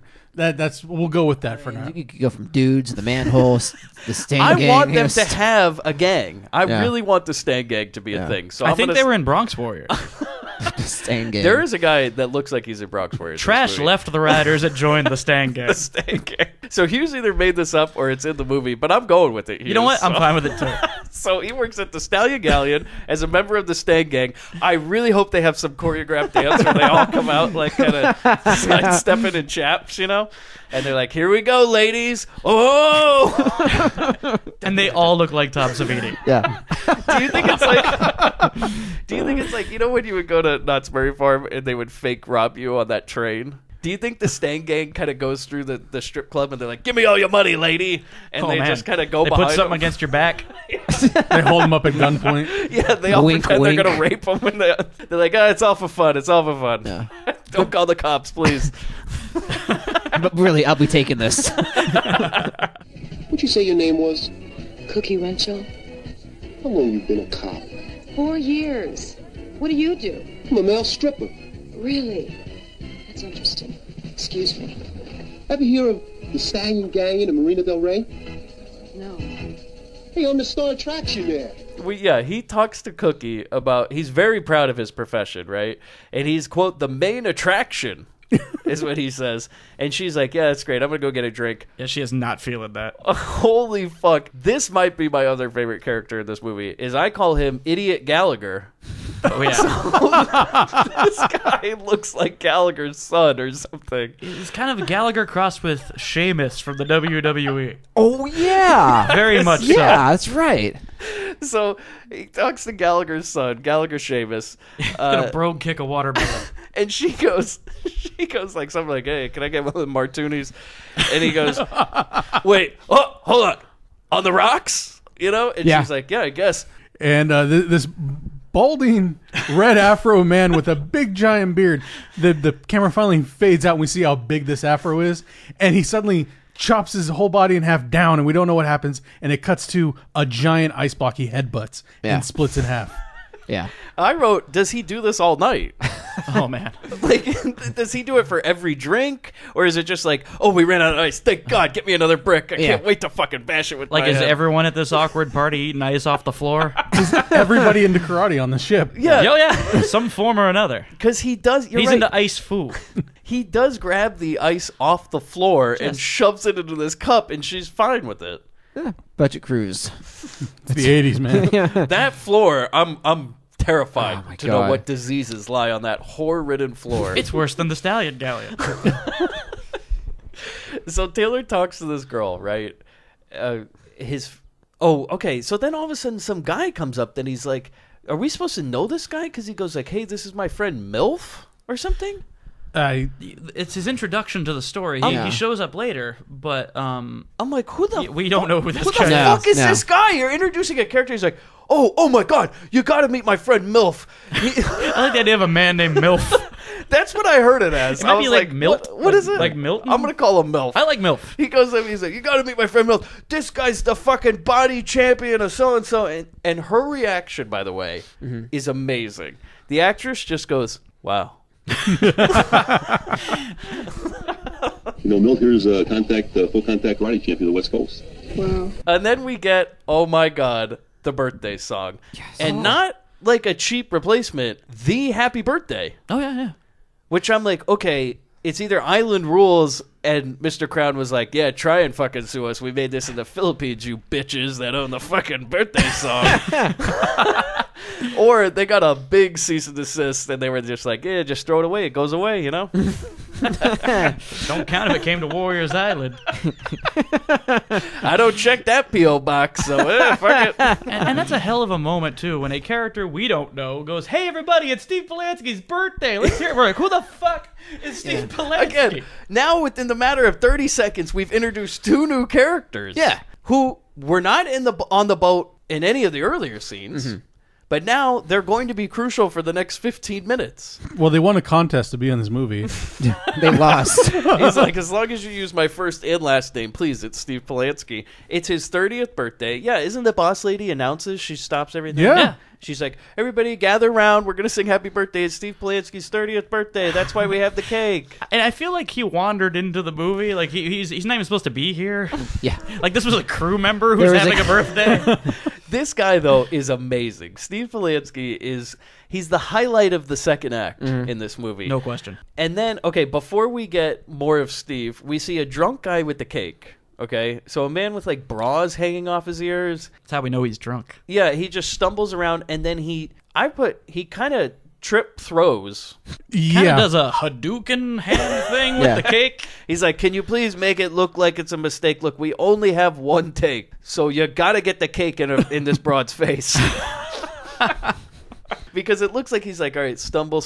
Yeah. Okay, throw. Yeah. And he like aims it right just at her. Slam dunks it.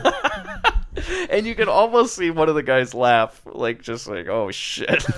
She got it way worse than we thought. That cake looked like liquid. It just looked like it's like a dulce de leche or whatever. Ice cream cake that was being held together by the icing. Yeah. It was that they left out. They let it all melt. Yeah. It just looked like waiting. she got drenched. Like a creme brulee got thrown at her. I hope that it was like they're like, you know, it's gonna be really funny. Go through that cake at that broad. She's been a real bitch all day. All right. Action. All right, no. He's just going to walk with the cake. He's just going to walk with the cake. Oh! We got you. Island rules. You can't sue, bitch. That's right. Now that hair in your ice is the least of your problems. So then the stripper, we got back to the stripper, and he keeps talking about how he's a stripper, and he goes, there's some famous actress lady. She comes into our strip club. You guys would know her, but then he doesn't say the name, so nobody knows her. He's like, that one that likes the strippers. She puts $100 bills down my crotch.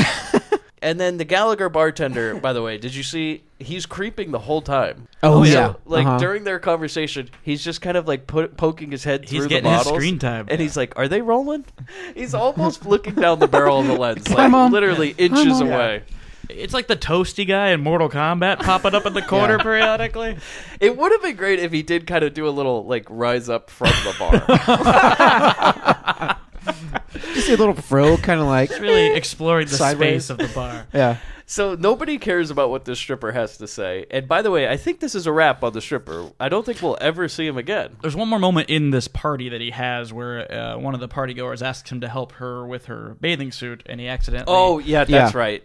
Nobody cares what he has to say. No. Because now this is the best conversation in the whole movie. Well, first off, the editor didn't care what he had to say because it hard cuts to this new conversation. Yeah. Which this might be like, okay, at this point I'm wondering like, okay, a lot of this movie must be intentional, but this is almost on a Tim and Eric level of bizarre, which is going to happen, which is one of the most amazing scenes I've ever seen in a movie. Is this lady just, again, a lady we've never seen before, turns to Steve Polanski and she just says, My ex-boyfriend couldn't make love to me till I did a striptease first. What do you call that? Fetishes. He was into fetishes. That's really sick. I don't know. I kind of liked it myself. she shoves a piece of cake in her mouth and then delivers the next line like full of food. She goes, well, I don't know. I kind of liked it myself. It was a weird rim shot. I was just like, this is a level of bizarre I have not seen. Yeah. Did the director say, yeah, honey, shove that cake in your mouth before you say that next line? Or was she so pissed off from all the takes, she's like, you know what, fuck you. I'm eating this cake. It this turns cake out I picked up off the other actress. Yeah. This actress, like this character in this movie, it was very interesting. Like subplot we get from her and like what the hell's going on. Totally. That's a whole movie to itself. I wish we didn't like abandon her. Yes. Because this lady should have been on Whore Island. It would have been amazing to see her interactions. She's probably the best. You know what? Now that I think of, she might be the best person in this movie. I'd swap her out for Schwartz.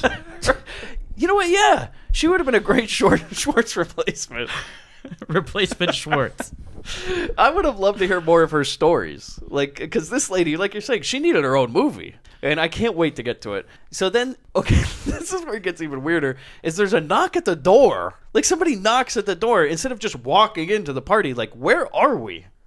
Which We're is in also... the Coke room. This room that they're having this party on is very small. Like, it's apparently, like, I don't know what, because we'll be in a restaurant later. It's like a gym locker room. Yeah, it does. It kind of With looks a like cake. a gym locker room. Yeah. Oh, it smells horrible in there. They had the party in the sauna, is what they did. Oh, that's it. That's why the cake melted. So then Steve answers the door, and it's the boss lady. And again, it's like, well, why didn't she just walk in? It's your boat. And she looks at Steve and she goes, "You want me to bring in more girls?" And he's like, "Yeah." And I'm just like, wait, okay, so is the boss lady just getting whores from the ocean? Is she like... I think she's in cahoots with these monks. I think so too. Yeah. She's in the jade trade. Is she walking down every door on this boat, knocking, going like, "Is there a woman in there? Come to the party. Steve wants to fuck. Do you know Steve Polanski?" And in this instance, apparently what she found on her travel through the boat was a time-traveling Amanda Bynes. Yeah. So then, okay, she comes in and she's like talking to this girl. And she goes, "Wait, you want to fuck a man? Well, you said you wanted to fuck a man, right?" Again, a more effective pickup line than "Can I pay you a modest compliment?" She goes, "I'll find you the hottest man in the room." And she brings him over to this guy, the creepiest looking fucking guy I've ever seen. This man's a serial killer. Right? Yeah. It's this creep man, and he's just standing by a window. Again, we've never met this man before. It's Uncle Rico from Napoleon Dynamite. It looks just like him. Grindbin All-Star John Grierson. That's true. Yeah, and he says all that stuff. She's like, "Yeah, I'm a centerfold," and we get in this long conversation. Why are you doing it? Yeah, and she's like, "Well, to be a centerfold." It's not for the popularity. It's not for the money. Well, no, I mean, I just want to be a centerfold, right? It seemed like a fun thing to do. No, she's doing it for the devil. And she laughs at him, and she goes like, "You're joking, right?" No. Look around. This is the devil's den. It's like, so this guy has not been enjoying this 72-day cruise. He has been just standing by that window the whole time like, "I can't wait until this is over. I can't wait." He was surrounded by karate, porn mags, and the Bible, and he chose one. That's right. Why would this man want to go on a cruise to the South China Sea? I know. As he knows, the brochure said, "We offer 3 things: whores, karate, and Chinese food." And not necessarily in that order. So then we see Gallagher hits on the boss lady. Oh, he wanted to bang her. I've been looking at you all night. He says, "I've been looking at you since Long Beach." Long Beach. And I'm like, that's a long time. He's got that slow game going. The long con. So then the stripper guy, yeah, that's when he pulls a girl's boobs out of her top for no reason. And then the boss lady screams about it. Apparently, it terrifies her. Boobs terrify that woman. I didn't even get what it was. She was like, "Can you help me with something?" And he goes, "Yeah," and then just pulls her straps top were off. like slipping, so he was tightening it for her. Yeah. And then He's like, "Oh, I thought it was at work, honey. I'm sorry. Have you heard of me?" I have a little bit of trivia about this particular moment. Oh, actually. please tell me this was not the girl. No, it was. But the girl with the apparently terrifying tits is credited as drunk sexpot in the credits. Really? Yeah. And she's played by Jewel Shepard, who goes on to be Casey, the blue-haired punk in Return of the Living Dead. Oh, wow. Oh, cool. Okay. It was an early role for her. Do you think Mr. Crown was like, "Do you remember that broad's name? What did we name on the script?" "Oh, yeah, drunk sexpot. That sounds great." And to that also, as far as weird credits go, we haven't talked about this yet, but there's also a girl credited as Girl in Toilet. And we keep cutting away to this man and woman in the bathroom who apparently have forgotten the mechanics of pants. He's like, he can't figure out how to get pants off. What the fuck is this deal? She's not helping, though, because she'd rather drink her drink. Yeah. Eventually, I'm just going to get some head. I wouldn't just fight with these pants all night. Yeah. Right? I mean, there are workarounds. There's We don't have to worry about My this. pants will come off Yeah, he should have been like, here, why don't you try me first? Yeah. while you're down there. this button. Oh, fuck. Now this is another strange Grindhouse cameo as well, because Girl in Toilet 6 years earlier was the lead character in I Spit on Your Grave. Yeah, that was the girl from my Speed on Your Grave. So 6 years later, after starring in this, infamous rape revenge movie and Grindhouse classic, she's now Girl in Toilet who can't get her pants And on. they are making a new version of that movie, and she is reprising her role as Jennifer. Huh. I'm sorry? Yeah. I have not heard of this. I mean, I've already there's the my remake God. and the sequel to the remake. There's and a now there's another one? 2017. I So you think Mr. Crown was like, look, honey, I've heard that you're in some movie about spitting on a grave. I've never seen it. To me, you're just a girl in the toilet. Too stupid to work your jeans. You know, these broads, the jeans are so tight you can't even get them off. Am I right? Am I right? No, Mr. Crown, I don't get it. Okay, so then we see Taylor, and he's... Okay, so this is another thing is, like, we're going to see soon that Taylor really hurt his foot. Yeah. For an hour. Yeah. Because he's got it all bandaged up at one point and, like, put in the air like he's in some sort of hospital bed. He's on crutches and everything. Yeah. I Spit on Your Grave, Deja Vu. So and she's in it over again. And then there's another one. Didn't she learn her lesson the first time? Don't go out to those woods. And she's in a movie this year called Death House. I hope... Yeah, it's like an Expendables of horror thing. Yeah. Okay, I really hope, Hughes, that the movie is that somebody's like, it's been a long time since you were raped in those woods. I think you could go back. And she's like, it's been really rough on me mentally for the past couple decades. I don't think I should return. And they're like, no, you know what? Gotta face your fears, right? And she goes back and she's like, not again.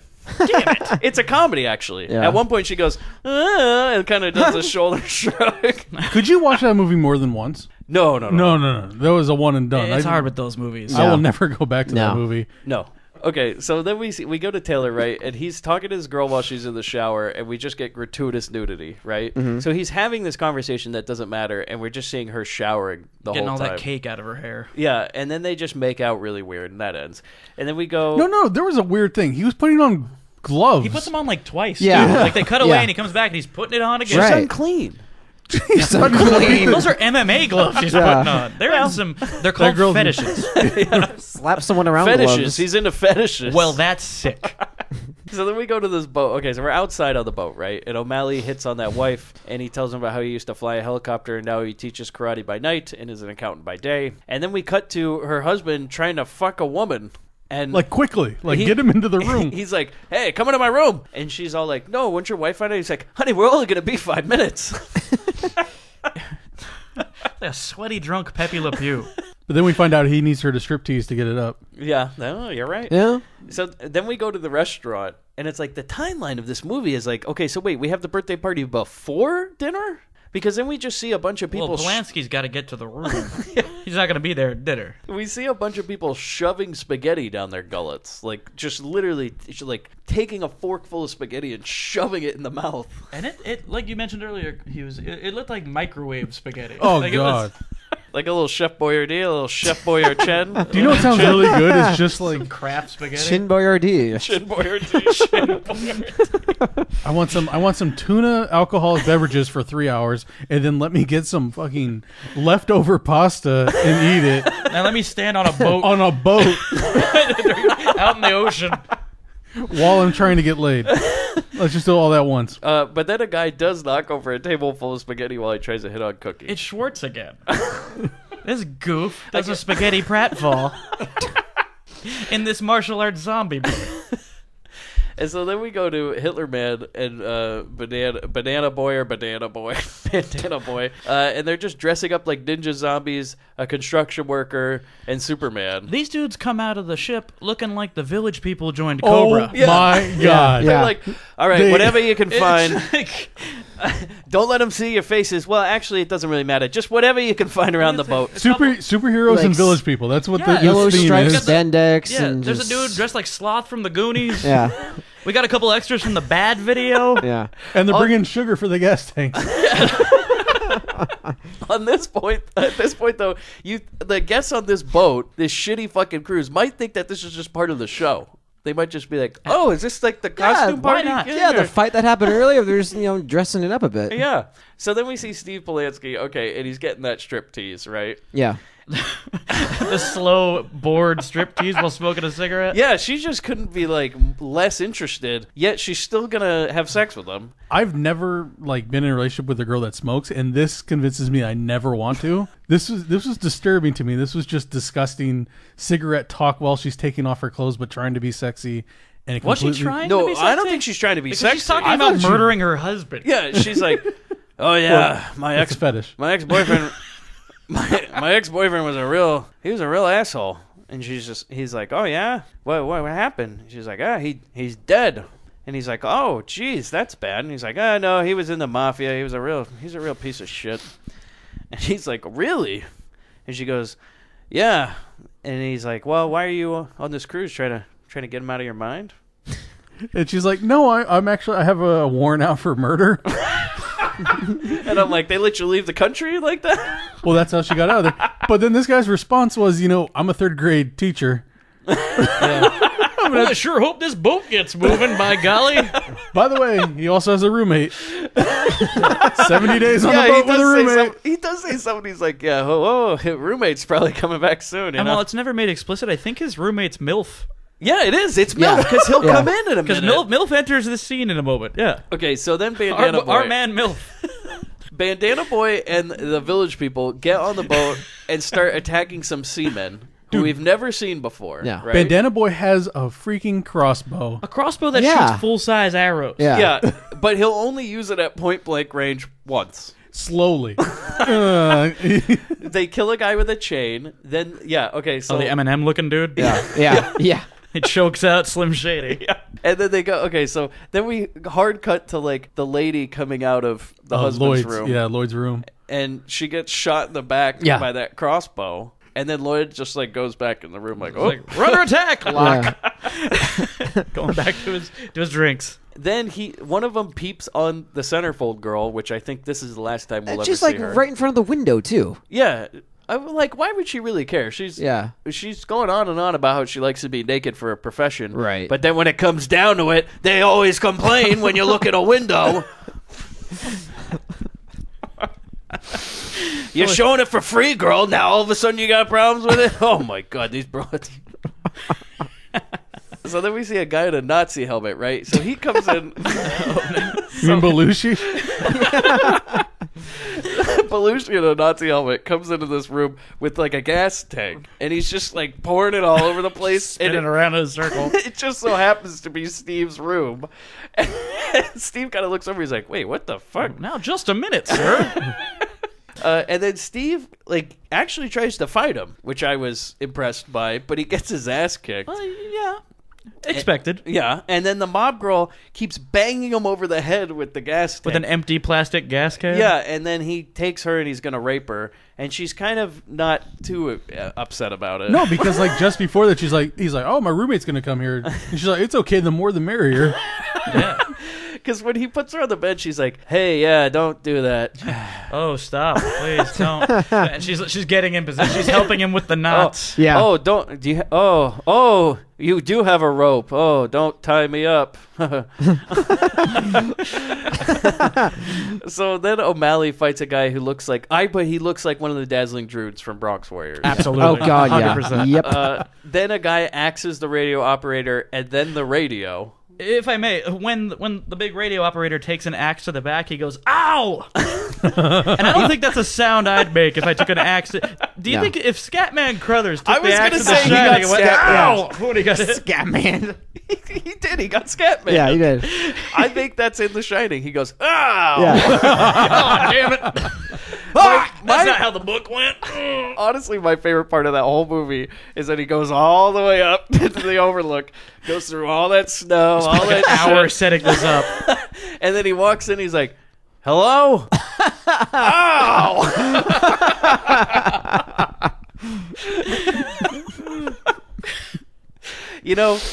He certainly didn't shine that one, did he? No. No, he did not. He didn't. You should have seen it coming. He's like, "Oh, I can hear it. I can see The Shining." Well, it didn't tell you there's an axe in the back, did it? Yeah, just saying. No, you're right. Maybe right. the boy could have warned him. Yeah. Am I right? Yeah. He could have been like, hey, Scatman, just so you know, my dad's running around with an axe. But no, he's a real fucking dick. He's just like, fuck him. He calls him all the way up there. The whole reason Scatman goes to that hotel is because the boy is like, come here, and he's shining it to him, right? Mm-hmm. Yeah. And then he doesn't mention anything about my dad's a murderous, axe-wielding murderer. The guy in his fingers like, don't tell him. Yeah. Don't mention that part. Yeah, leave that out. Leave that out. we need some fresh meat. We need a distraction. It's the diversion that's going to get us out of here alive, Daddy. It's a sacrifice we're willing to make. God, Olive Oil was the hero of that movie. Oh, yeah. That's really saying something. It's really saying something because she looks exactly like Olive Oil and she played it. Right. It's just fucking... I got problems with that movie. You don't like how Scatman got Scatman? So yeah, this radio operator does get Scatman, and the thing is that like they destroy the radio, and I'm always just like, but why? Like, just in case something goes wrong, like don't you just maybe want some way to contact somebody? Do you think that they speak English in the middle of the South trying to see who are they going to call? Also, yeah, why is this guy just hanging out monitoring this radio all day long? He's been here for 72 days, and he is just like Scatman. He's been here for 72 days, and all he gets for his troubles is a fucking It's the same length of a build-up.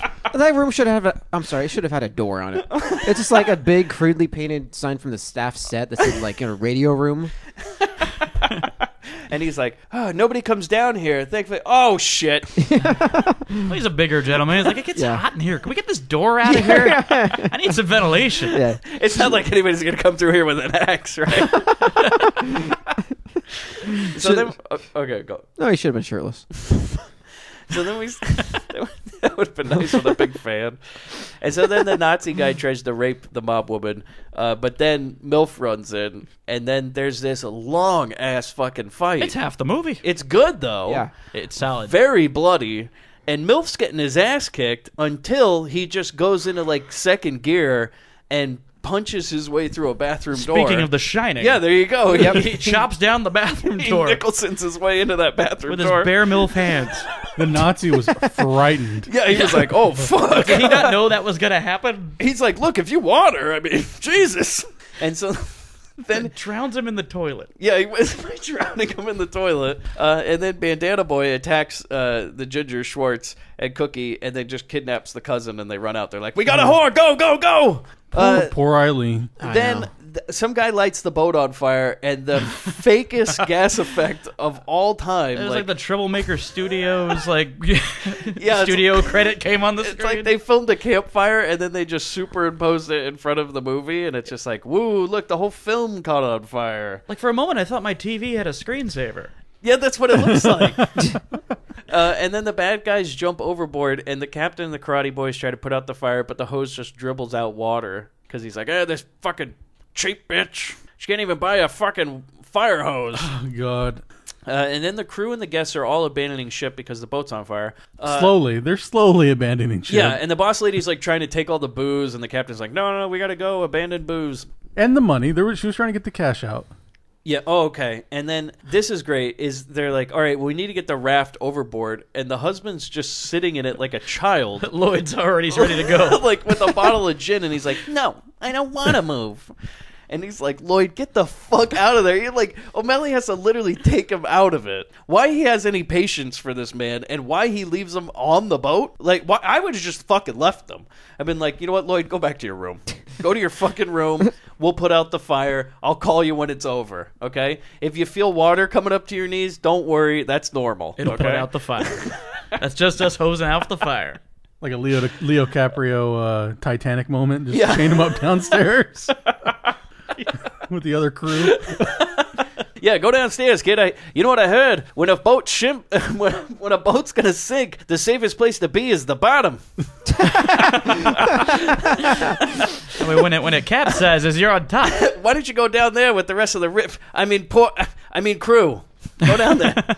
And so then the captain says the word. He says adios, because he didn't understand. He's like, "What is this word you want me to say?" Adios. It's Spanish. You never heard adios? What? You never had a taco in your life?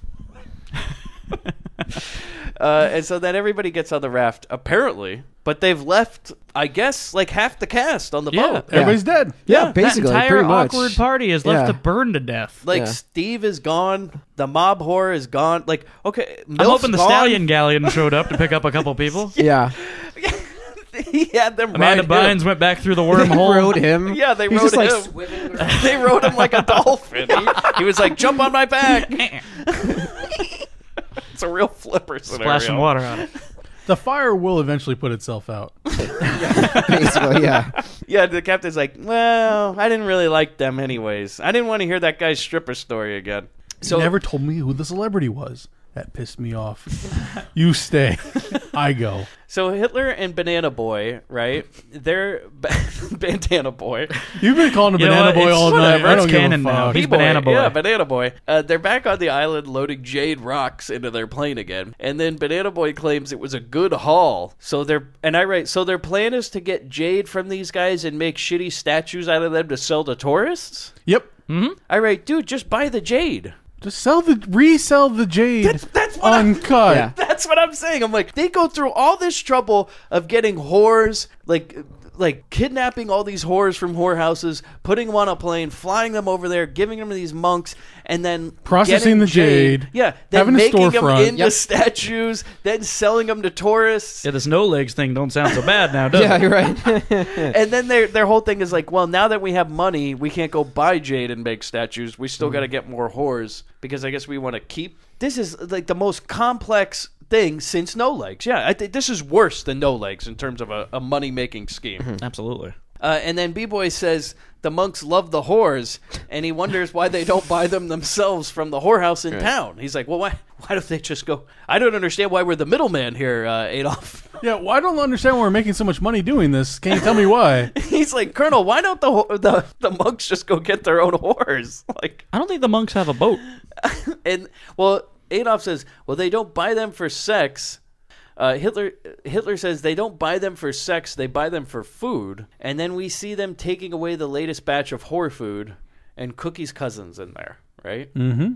Okay, then we go to the raft. The survivors are all dying in this raft, and we get more like screensaver effects of like smoke going over. And the captain says the boss lady is so cheap that the raft won't even last more than a day, right? Correct. And then they see Hitler's man, his plane flies overhead, and he sees them. And I love this part, though. So they're like, look, a plane. And then the captain just takes out a gun. Like, he doesn't really even aim it. He just kind of like goes, ah, bah, bah, bah, bah, bah, bah, and like every bullet they have. Yeah. he just starts firing wildly reckless into the air. abandon, like it's the fucking Wild West.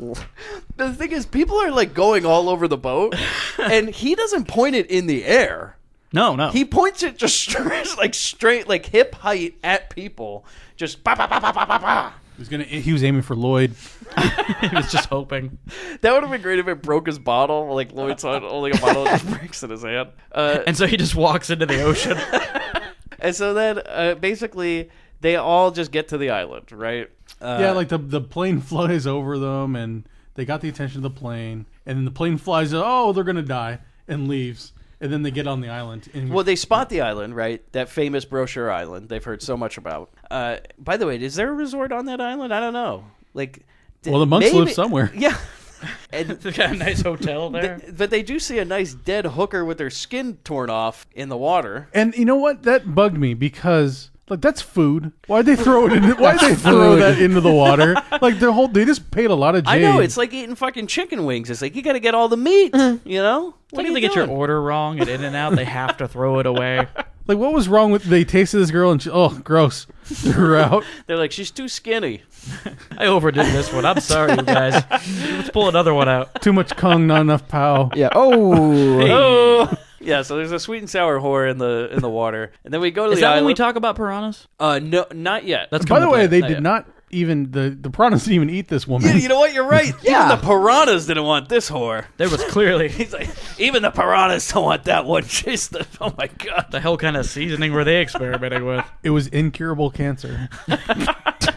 So they go to the island, and the husband, Lloyd, just sits on the shore watching his wife struggle to get out of the raft. I like that shot. I love Lloyd, dude. He does not give a fuck for the rest of this movie. And they're like, all right, well, I guess we'll go on the island and check it out. And Lloyd just sits down on the beach, and he's like, I'm just going to camp here for the night. So they've walked, like, maybe, I don't know, 20 feet, and he's like, no, this looks good. But I do have to kind of agree with Lloyd, is because one of the guys is like, well, we have 30 minutes of daylight left. I'm like, well, that's time to make camp. Yeah. Let's venture into the unknown while we still have 30 minutes of light. 30 minutes of light. Let's not find shelter. Let's just keep going, right? No. It's a perfect time to stop for camp, but then they get in a whole big fight, and Lloyd, he finishes that bottle of gin. And he's like, well, we should have brought a case, am I right? Am I right, Chin? Yeah, Chin. Fucking carry it, too. He's like, you're with me, right, Chin? They like the fire water. Chin, you got any more of that tuna juice? So then the wife looks all pissed, right? And he just looks at O'Malley. He's like, hey, O'Malley, stay away from my wife, all right? I know you two are trying to go at each other. And then he grabs a gun from O'Malley's pants and starts shooting the ground. And then Chin takes it from him and he gives it back to O'Malley, and then they just decide to camp. It's kind of amazing. He fires off one shot, and then Chin just kind of slaps his wrist. And he drops the gun, and he just looks at him like, really? He's like, yeah, I'm sorry. And then he hands it back. You know what? Lloyd won. Because in the end, they go, all right, we'll camp. Lloyd was right. Like, he wasn't wrong. You know? Because Lloyd keeps going like, wait, who made you the leader? And it's like, well, Lloyd, nobody wants you in charge. Well, we don't know what Lloyd does for a living, but we know that one of those guys is a forklift operator and the other guy's a CPA. Are they really leadership material? Definitely not. Lloyd was he's a senator. He was there on his sex tourism. He was looking for young boys, but they only had young women, so he was really disappointed by this South China Sea cruise. He'd heard so much from his fellow senators. So we're camping, right? And O'Malley talks to the wife about how he saw a Viet Cong get fed to a snake. And I'm like, oh, this is he claimed that he saw the Viet Cong get fed to piranhas. Oh, okay. Which is what made me question, I have in my notes, was he stationed in Venezuela during the Vietnam War? You know what? Yeah, what was going on? How the hell did you see a Viet Cong get fed to piranhas? Was he carrying a tank of piranhas with him? I know shit got weird out there. Look, I have a lot of friends that were in the war. They said they saw all sorts of shit. These fish will eat you alive, all this shit. You don't know. My buddy always carried a fishbowl with him, just in case we needed it. Just in case. And he needed it. Those Viet Cong, they're crazy, I'll tell you. They're wild. I tried to stay at that Hanoi Hilton. Yeah. Didn't go so well, you know? I heard during the war there's a Hilton in Vietnam. I thought, well, I'll go check it out. I had no idea, I can tell you that. You know what? 2 stars. Tops. 2 stars. They fed you well. They did. They really did. The accommodation, the room, though, I don't know. Credit where due, you know? They cut up my American Express too. It was a real problem. Speaking of feeding, they shoved this love story into this movie right down our throats. Okay, I wrote the sexual tension is thick, baby. It's thick as that cake. It's between Lloyd and Lloyd's wife and O'Malley, and he's like, "Do you even love your husband?" Oh, he was a good man, but I don't love him. He just drinks a little bit and gets confused, is all. It doesn't O'Malley say something like, "I hope you'd say that." I hope you'd say that. I've been waiting to hear you say that this whole time. It's like since Long Beach. It's like, O'Malley, if you wanted to get rid of the husband, you've had ample opportunity. Like, nobody would miss Lloyd. Nobody. But then we go the next day, and they're walking around again, and they come across some sort of cemetery, and one of the karate boys recognizes it from the brochure, which I loved. He's like, oh, this is like what we saw in that picture, remember? High fives all around. We made it, you guys. He's like, yeah, finally. Then Hitler pops out of a gravestone and fires a rocket. That was the best. And misses. He blows up a palm tree. Like, he had the complete element of surprise. This was it. And jumped Aim at the ground in front of them. Literally can take out the entire 6 people with one shot, and he hits a tree. And then B-Boy, the Banana Boy and his crew, the village people, all pop out with guns and start shooting them. I wrote, Superman has returned with a sword. He just flails it around in the air, too. He just... You swing it like a rally towel. Just getting the rest of his crew hyped. He's like a fucking Pittsburgh Steeler game. Oh, it's my terrible towel. We see a guy get a flagpole shoved through his chest, which was great. Yes. Cookie kills a man by hanging him over a gravestone with the strap of his gun. Yeah. And you see the gravestone just shaking ever so slightly. None of these gravestones have names or like dates on them either. Yeah. Like, well, they were disgraced. They're disgraced. Judging by the way that thing moves, I think it's made of jade. Yeah, exactly. And then Chin stabs Superman and then kicks him off a mountain, which is nice. Sweet dummy drop. For a Yeah. second. Oh God. Yeah. And then O'Malley Hitler also fires another rocket at some point. I'm like, well, no. He doesn't have any of these next to him. No, I remember the guy from G.I. Joe. He never had to reload. No. Just shot again. It's like he just has this rocket launcher that he's cocked like a shotgun. A pump action rocket launcher. Well, Sean, to be let us fair, know. it is held like a shotgun for the rest of the movie. Yeah. Sean, Again, Sean, let us know. let's- Can you fire off a bazooka like a shotgun? Can you hold it like your Scarface and still fire a rocket? I thought these are like one-time use type deals. They Like get- it's like some you of these use are, it yeah. once, it's done. Yeah. Like a Kodak bazooka you Yeah. just toss afterwards. Yeah. Did you get the comic relief part of this whole thing where the captain's trying to load the gun and for some reason he stuffed all of his bullets into Hazel's bra? Yeah. Oh yeah. And he's digging out. He's like, I saw this in a movie once. I need to do this once in a movie. They're just having some yucks over in the corner. We're all He just about wanted to die. feel his girlfriend's boobs on camera. It's all ad lib. Yeah. He's like, Yeah. did you like that part when I stuck my hand down his shirt? Don't worry, they were rolling. There's nothing sexier than like two senior citizens trying to grope each other in a group of people that are being killed or being attempted to be killed. It's called fetishes. Ooh, yeah. Yeah. So O'Malley beats up Hitler and then takes the rocket launcher from him, right? And he goes, "Hey, I recognize you." It's like, really? I know really? you. A fucking Adolf Colonel over here, you Adolf Sanders. Wait a minute. Like, how would you not recognize this guy? Hitler mustaches are not that common. Also, dressing like Colonel Sanders. I We mean, go to like, the same whorehouse. where do I recognize this guy? Do you work at the Stallion Galleon? Okay, all right. Hitler didn't have extra rockets, so what is O'Malley gonna do with that thing? Because you're right. He's just holding it like a shotgun. Like I'm hoping at some point when I point this somewhere, it'll fire something. Yeah. Yeah. But there's no rocket in it. He does get one off later. He fires my it God, once, and he fires it down low. O'Malley really okay. That's what he does. He goes like, "Oh wait, yeah, Hitler was from that whorehouse." And then okay, so here's the other thing is like a bunch of these people didn't know he went to a whore. Like the wife had no idea It's there so was a nobody seemed to care. whorehouse. and no one even Yeah. sells for it. It's just he was at the cat house, sure.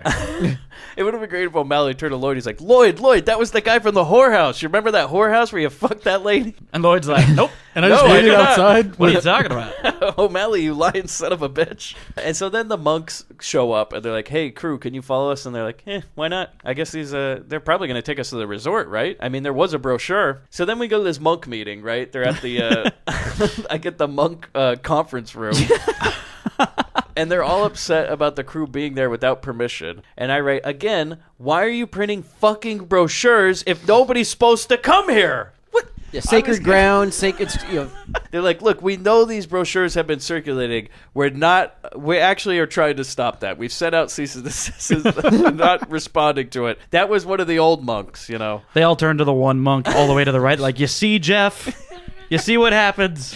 You see, we getting these karate tourists. That's not what we wanted. We wanted whores, Jeff. We wanted whores. Is it still funny now? So then the monks say, okay, well, we will help you if you can beat our zombie ninjas in a competition. So we're basically in Mortal Kombat. Yeah, you now. must absolutely. earn help. Yeah. Yes. Like, all of a sudden, Shogun appears. Goro comes out with. Yeah, oh my god. They needed that. But then first, instead of right to Mortal Kombat, we're going to go to a feast. Mm-hmm. So I write, well, even if the monks won't help them, they'll certainly provide them with food. Because they're like, well, you don't have to fight them right now. Let's eat. It's also kind of strange that at this point our heroes have machine guns and a bazooka, and they're like, they got us by the balls. I guess we got to fight these guys. What hope do we have? But it's just like in Massacre Mafia style. Tonight we eat, tomorrow we shoot. And that's when Ginger guy, what's his name again? Schwartz. He goes, he's eating bananas and stuff. He's like, this is an all-out, old-fashioned jungle feast. And he says it so excited, and nobody else is. They're like, Lloyd, or whatever your name is, Schwartz, shut the fuck up. We should have traded you for that mob lady. I wish somebody tied you to a bed. She'd have gotten way more done. Could you imagine her at this feast? You know, this reminds me of that one menage a trois I was having. Yeah. Everyone's like leaning forward. Yeah, I once killed a man with a banana. True story. Maybe I'll tell it later. One of my ex-boyfriends used to like just rub food on me. You know, fetishes. Fetishes. He was into fetishes. I would have wanted to see more of Steve Polanski at the feast, and he's like, I'm sorry, do you have anything besides fruit? And then when he gets to the actual cannibalism, he's unfazed. He's like all this time, he's like, everything's gross. He's just like, yeah, I get that. I've done that, sure. We do this in my class all the time. Where's the duck meat? Yeah, my mitzvah. So then we go to the monk torture chamber, which they are all sampling some of the whore meat and praying to an idol. Like, they have a whore buffet, right? You can pick which whore you want to eat off of. One guy, like, just kind of takes a little piece off of one. He's like, I'll sample this one. And then they pray to some idol, and these zombie ninjas rise from their graves. I wanted, like, Vincent Price rapping over this. Yes. The slow motion Great. hands coming out of the grave. Yeah. Very thriller. And then the feast, okay, we go back to the feast, and Chin is asking the host, who is just the madam from the whorehouse, which I'm like, okay, so they couldn't use her. They couldn't even eat this lady. They're like, well, she's not a whore, so... We didn't mean to take her, but... Yeah, maybe she can just, like, serve people food. She's got administrative skills. Yeah. Let's not waste it. Well, she also knows where to get more whores. Yeah. True. She's a madam. She can sniff them out. She's a madam. She'll be wearing a brown robe next week. She's gonna join up.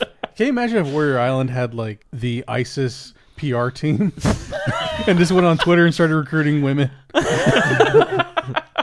That's what the madam's job was. She was really going to fix that PR. She was going to set up a website. There's going to be some Facebook likes. Not even going to need that brochure soon enough. Yeah, they were like, can you fix this brochure? We want better advertisements. Also, can you make it say we want whores and not karate tourists? We really think we're selling it wrong. Yeah. We said whores. He heard tours. That's why you don't do it over the phone. Yeah. Not working with Kinkos again. We pay in jade. So then, okay, so Chin's like going on and on to this madam. He's like, is this all we're having for the main course? And she's like, yeah, it's an island. We're just eating bananas and pineapples and whatever else. You know, this island, it's really bizarre, actually, but all sorts of fruits from around the world grow on Warrior Island. It's amazing. We have coconuts, we have pineapples, we have bananas, we got apples. And Chen's unimpressed. Yeah, the boat chef is just like, what is this shit? Yeah, and he's I don't like, see spaghetti anywhere. Yeah. He says, I'm going to open my own Chinese restaurant one day, and maybe you can come work for me. And she's like, yeah, that's great. We got noodles. Lots of noodles. Suddenly Chen's working game. And so then the zombies rise, right? And I write, one does have a huge rice patty hat, which I didn't know. Like a I rated love hat, that, right? yeah. I'm like, this is... Judging by the outfit, I think that's the white guy painted blue from the beginning. Yeah, I think so. He just threw on a Raiden hat. He's like, I'm a different one now. It's Christopher Lambert. So then we go to the monk dungeon again, and the karate boys just break in, and they shoot the place up, but they don't shoot the monks. They don't, I don't know why. But they free Cookie's cousin, and then the monks just laugh and crawl into like a small door. And that is when O'Malley fires off the bazooka. He fires at the undead samurai. And it's just sort of like a firework goes off. The samurai just kind of stumbles for a second and looks up at him like, Yeah. You know? Okay, because they keep shooting weapons at these zombies, but it doesn't work. And we're not even squibbing. The zombies are just standing there. They just are like, it just deflects off them, or they have such bad aim. And I love this, is that the captain at one point takes a machine gun and he's just firing wildly into the air, and it's not doing anything, so he just throws it. He goes, yeah, and just chucks it off something. You know, the old Superman gag. And so then we see a zombie throw a woman off a balcony. That was nice. Although it's a waste of whore meat, so I don't know why he did that. Well, he's not eating it. Do you think one of the monks was like, no, oh damn it. Why'd we raise this one? This is why you're disgraced. The husband, okay, so Lloyd slashed in the back. I wrote, I hope he's dead. Oh, wait, no. I hope he causes a big scene and somehow gets somebody else killed, or they have to drag him back. That's what I wrote in my notes at this point. And then I write, yup, after a bunch of fighting, O'Malley has to carry him out. And I'm like, but why? Just leave his ass. Like, he's just draped over him, just gushing blood out of a huge wound in his back. And they're like, he'll make it. No, he won't. So then the crew crosses a bridge, and the captain lights a rope on fire. For like 3 minutes. Yeah. That thing's a slow burn, too. Yeah. Well, it's a tiki torch. And then the bridge collapses, zombies fall to their deaths. But for some reason, every time the zombies are shown, it's like really choppy. Did you notice that? Yeah, I think it was meant to build tension. It looked terrible. To make them seem otherworldly in the way that they move. Yeah, they die in slow motion. It's very weird. Yeah. But I don't think they actually fell die down in that ravine. Less of a frame rate. Not even slow motion. It's just like, can we make the film slow? Oh no, it's just gonna look choppy? Fuck it. So then More we of go an animated GIF than anything. Then we go to the morning, right? And they're just walking through the island, and then Lloyd just dies very uneventfully. He just kind of is like, can you put me down? I love you. He died as he lived. Uneventfully. But the best part is the boss lady's just heard in the background, Hazel, just heard, like, narrating it. She's like, I think he's going to die. Oh, I think he died. Her commentary on this island is great. The monitor lizards? Hey, watch out for the monitor lizards. They're everywhere. Then they find Hitler's plane. And the boss lady, this is when she goes, though, I bet this water's full of piranhas. It's full of piranhas. And I go, I bet that's going to come into play. Yep. And then instead of going into the plane, they just find this jade mine and just decide, let's do that instead. Let's check this out. So they weren't wrong. Hitler and Bandana Boy were not wrong. Once they got a sniff of that cheap jade, they were just like, oh, fuck getting out of here and these zombies, let's get us some money, eh? So then they we get in this big fight. We just have a big fucking fight between zombies and... Did you hear what the monk screams as it starts? What? He screams, "Kampai," which is cheers in Japanese. Yeah, right. I heard that. So there's just this Well, big it's Steve fight. Polanski's birthday, so he wanted to throw something in there. They're just in this big fight, right? Basically, zombies die, and there's a couple things to notice in this too. Is that my favorite, the blue samurai guy, is fighting no one for most of this. He's just standing around in the background, kind of slowly waving his sword around at no one in particular. He's like, somebody will come over here eventually. And when all the undead, disgraced warriors are coming into the area to battle, some of those could not look more bored. They give no shits. Yeah. I'm pretty sure one of those white ninjas, Storm Shadow, had his hands in his pockets while he was walking. It's like, yeah, whatever, all right. Where do you want me to go? All right, this lady's going to hit me? Great. Cookie hits two guys. They fall in the water, and then apparently that's it. Because she just goes, all right, I'm done. A little water got him. Mm-hmm. I really think there was piranha in there because if you watch how the extras got tossed in, they immediately are jumping out of the water. Yeah. Oh god. I'm like, what the hell is in there? Basically, Hitler tries to take the plane off. Well, first off, they got into the plane before Hitler, and they go, "Oh, where are the keys?" So Hitler's running around this island with the keys to a plane. Why would you just leave him in the plane? Yeah, you're right. Trust these bunks. I don't know if planes have keys. I don't know either. I mean, I think the ability to fly would be the main deterrent of stealing a plane. There's a bunch of pilots on Warrior wait, Island. I don't know how to fly. What am I doing? A real fucking night patrol. I'll leave this to a pro, Night Force, was that it? The one? Night Force? Oh, yeah, at the end where they're like, oh, wait a second, I don't know how to fly a helicopter. Fuck, how are we going to get out of here? It's a terrible plan. It's like a video game, right? You just... Yeah.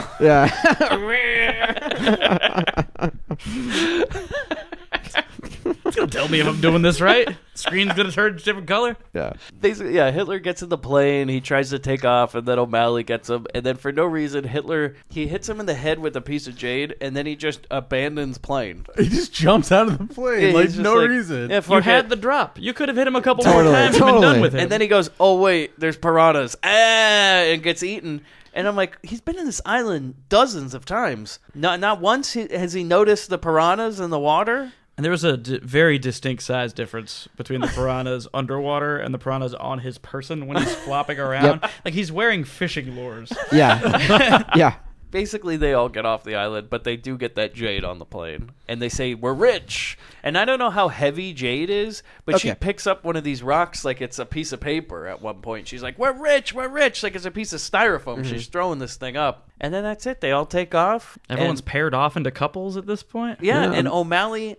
Oh, no, matches have been made. Yeah, the movie ends, though, with O'Malley breaking the fourth wall. Yeah. He looks into the camera, gives you a nice little wink. Ding! And then it says, to be continued, as they fly off, and it goes, continue what? Yeah. The story's over. There's no loose ends to be tied. And my understanding was that was the insistence of one of the producers. Larry Woolner was like, and there's going to be a sequel. You better put to be continued. Put to be continued on it. Put it. But, sir, it doesn't make any sense. So I wrote down one of the reviews on Amazon. Oh, all right. That came from this after because, had to be on Amazon, then Shudder, and then I got this thing. And the review is 3 stars for the camp value and nudity, raw force, and Kung Fu Cannibals are the same film. I imagine they changed the title because Kung Fu Cannibals was too much of a plot spoiler for the Cameron Mitchell sophisticated following. Sophisticated following, huh? Wow. What is everybody here's recommendations? A strong recommend. Yeah, 100% recommend. Yeah. Watch it on Shudder. Apparently, Hughes is very upset about the content on Shudder. I think it's good. I wanted subtitles. I need to see everything that's being said on the screen. I want to read it. There's not even subtitles on the disc.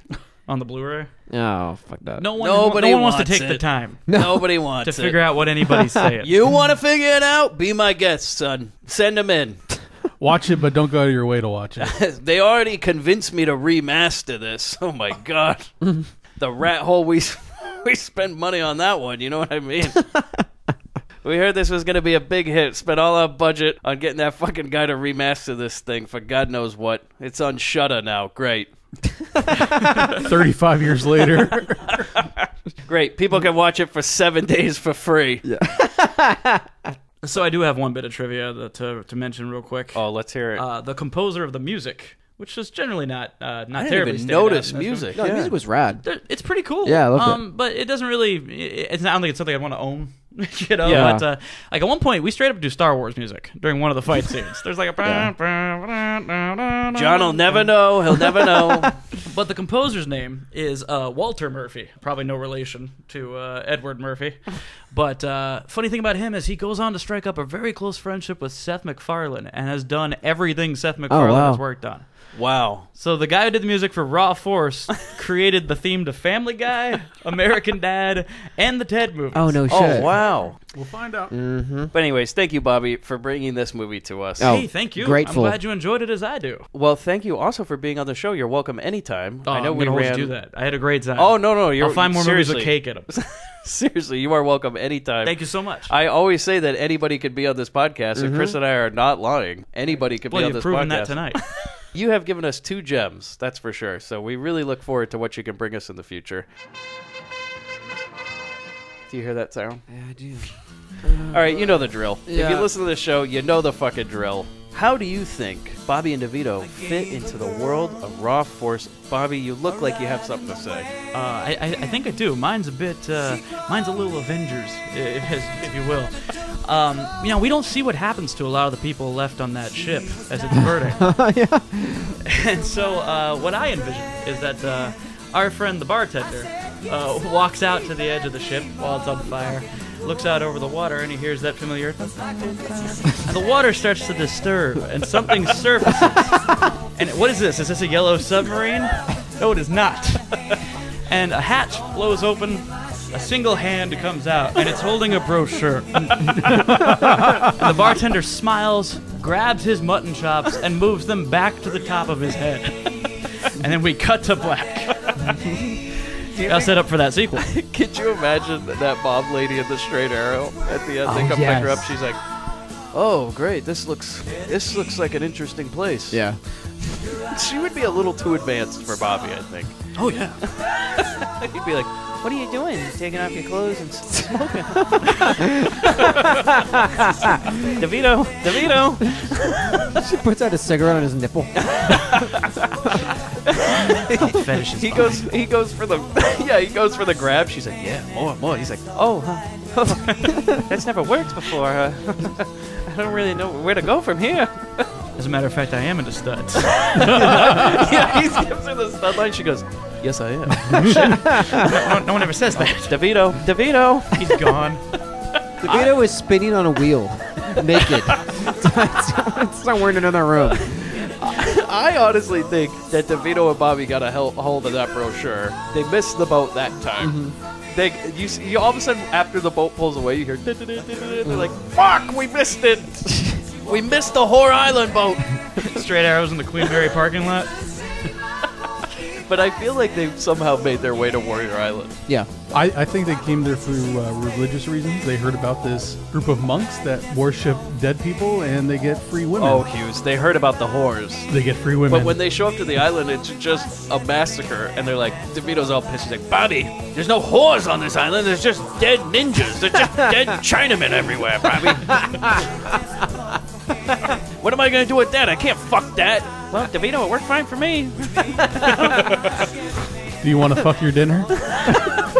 Well, thank you again for joining us on the Grindbin. You guys have anything to plug?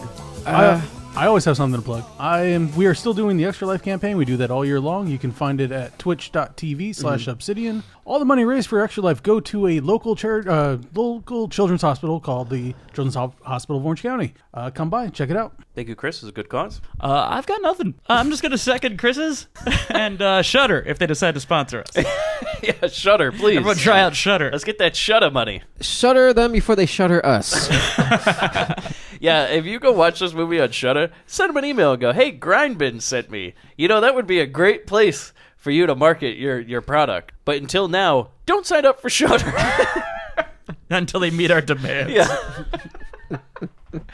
Chris, you got any shows coming up? June 9th, Punk Rock Bowling, Asbury Park. Oh, that's right. Nice. Mimi will be there. With a bread and a shotgun. We will be there. Probably. I'm going to go to the green room. Chris, I heard your show. Very funny. The green room's going to have nothing but baked loaves of bread. Hey, why didn't you tell me what you said about them Sicilians, huh? You want to tell me I'm not oppressed again, you motherfucker? Yep. I'm not going that tour. Yeah, rate and review this podcast, and you could get a request on this show, which I just got another rate and review the other day. Thank you very much. He put his movie that he wanted us to cover in the description, and there is somebody else who put a movie in the description, which we will be covering very soon as part of our special month we have coming up. Oh, that's right. There's a special month coming up. Oh, yes. yeah. Should I say it now, or should we save it? It's always a big reveal, but maybe pique the interest now, maybe? What's the fucking You want to harm? give a hint? Is it all Lunchwagon over and over? Lunchwagon can go fuck itself. Even though it's Lunchwagon Day permanently on this show, it can go fuck himself. Fuck 2 times. Mayor Daley doesn't even remember that day. Trust me. Do you think the producer ever called him up? He's like, Mayor Daley, you may remember me from Lunchwagon Day. He goes, what? God. Bobby's got Wait, the did we money. already do the purple button and everything? Yeah, you didn't they finish know all the that stuff. They know the fucking drill. All right. Yeah, subscribe. Chris Yeah. is going to kiss a Frenchman at some point when he Yeah. finds who hacked into his thing. He's going to give him a little tongue because it means feeling. It's nice. Yeah. That's what. That means no hard feelings, but I'm giving him something hard. All That's right. what Mimi told him. Yeah. Chris is now on the Massacre Mafia style lifestyle. Really am. He came in here really piss and vinegar, using all sorts of slurs. Yeah. We really had to shut him I'm down. an artist. Bobby, park the van. Hey, Bobby, I got the money. Yeah, I made the tea. But you're a hooker. Get that goddamn thing out of your mouth. Hello, pizza man.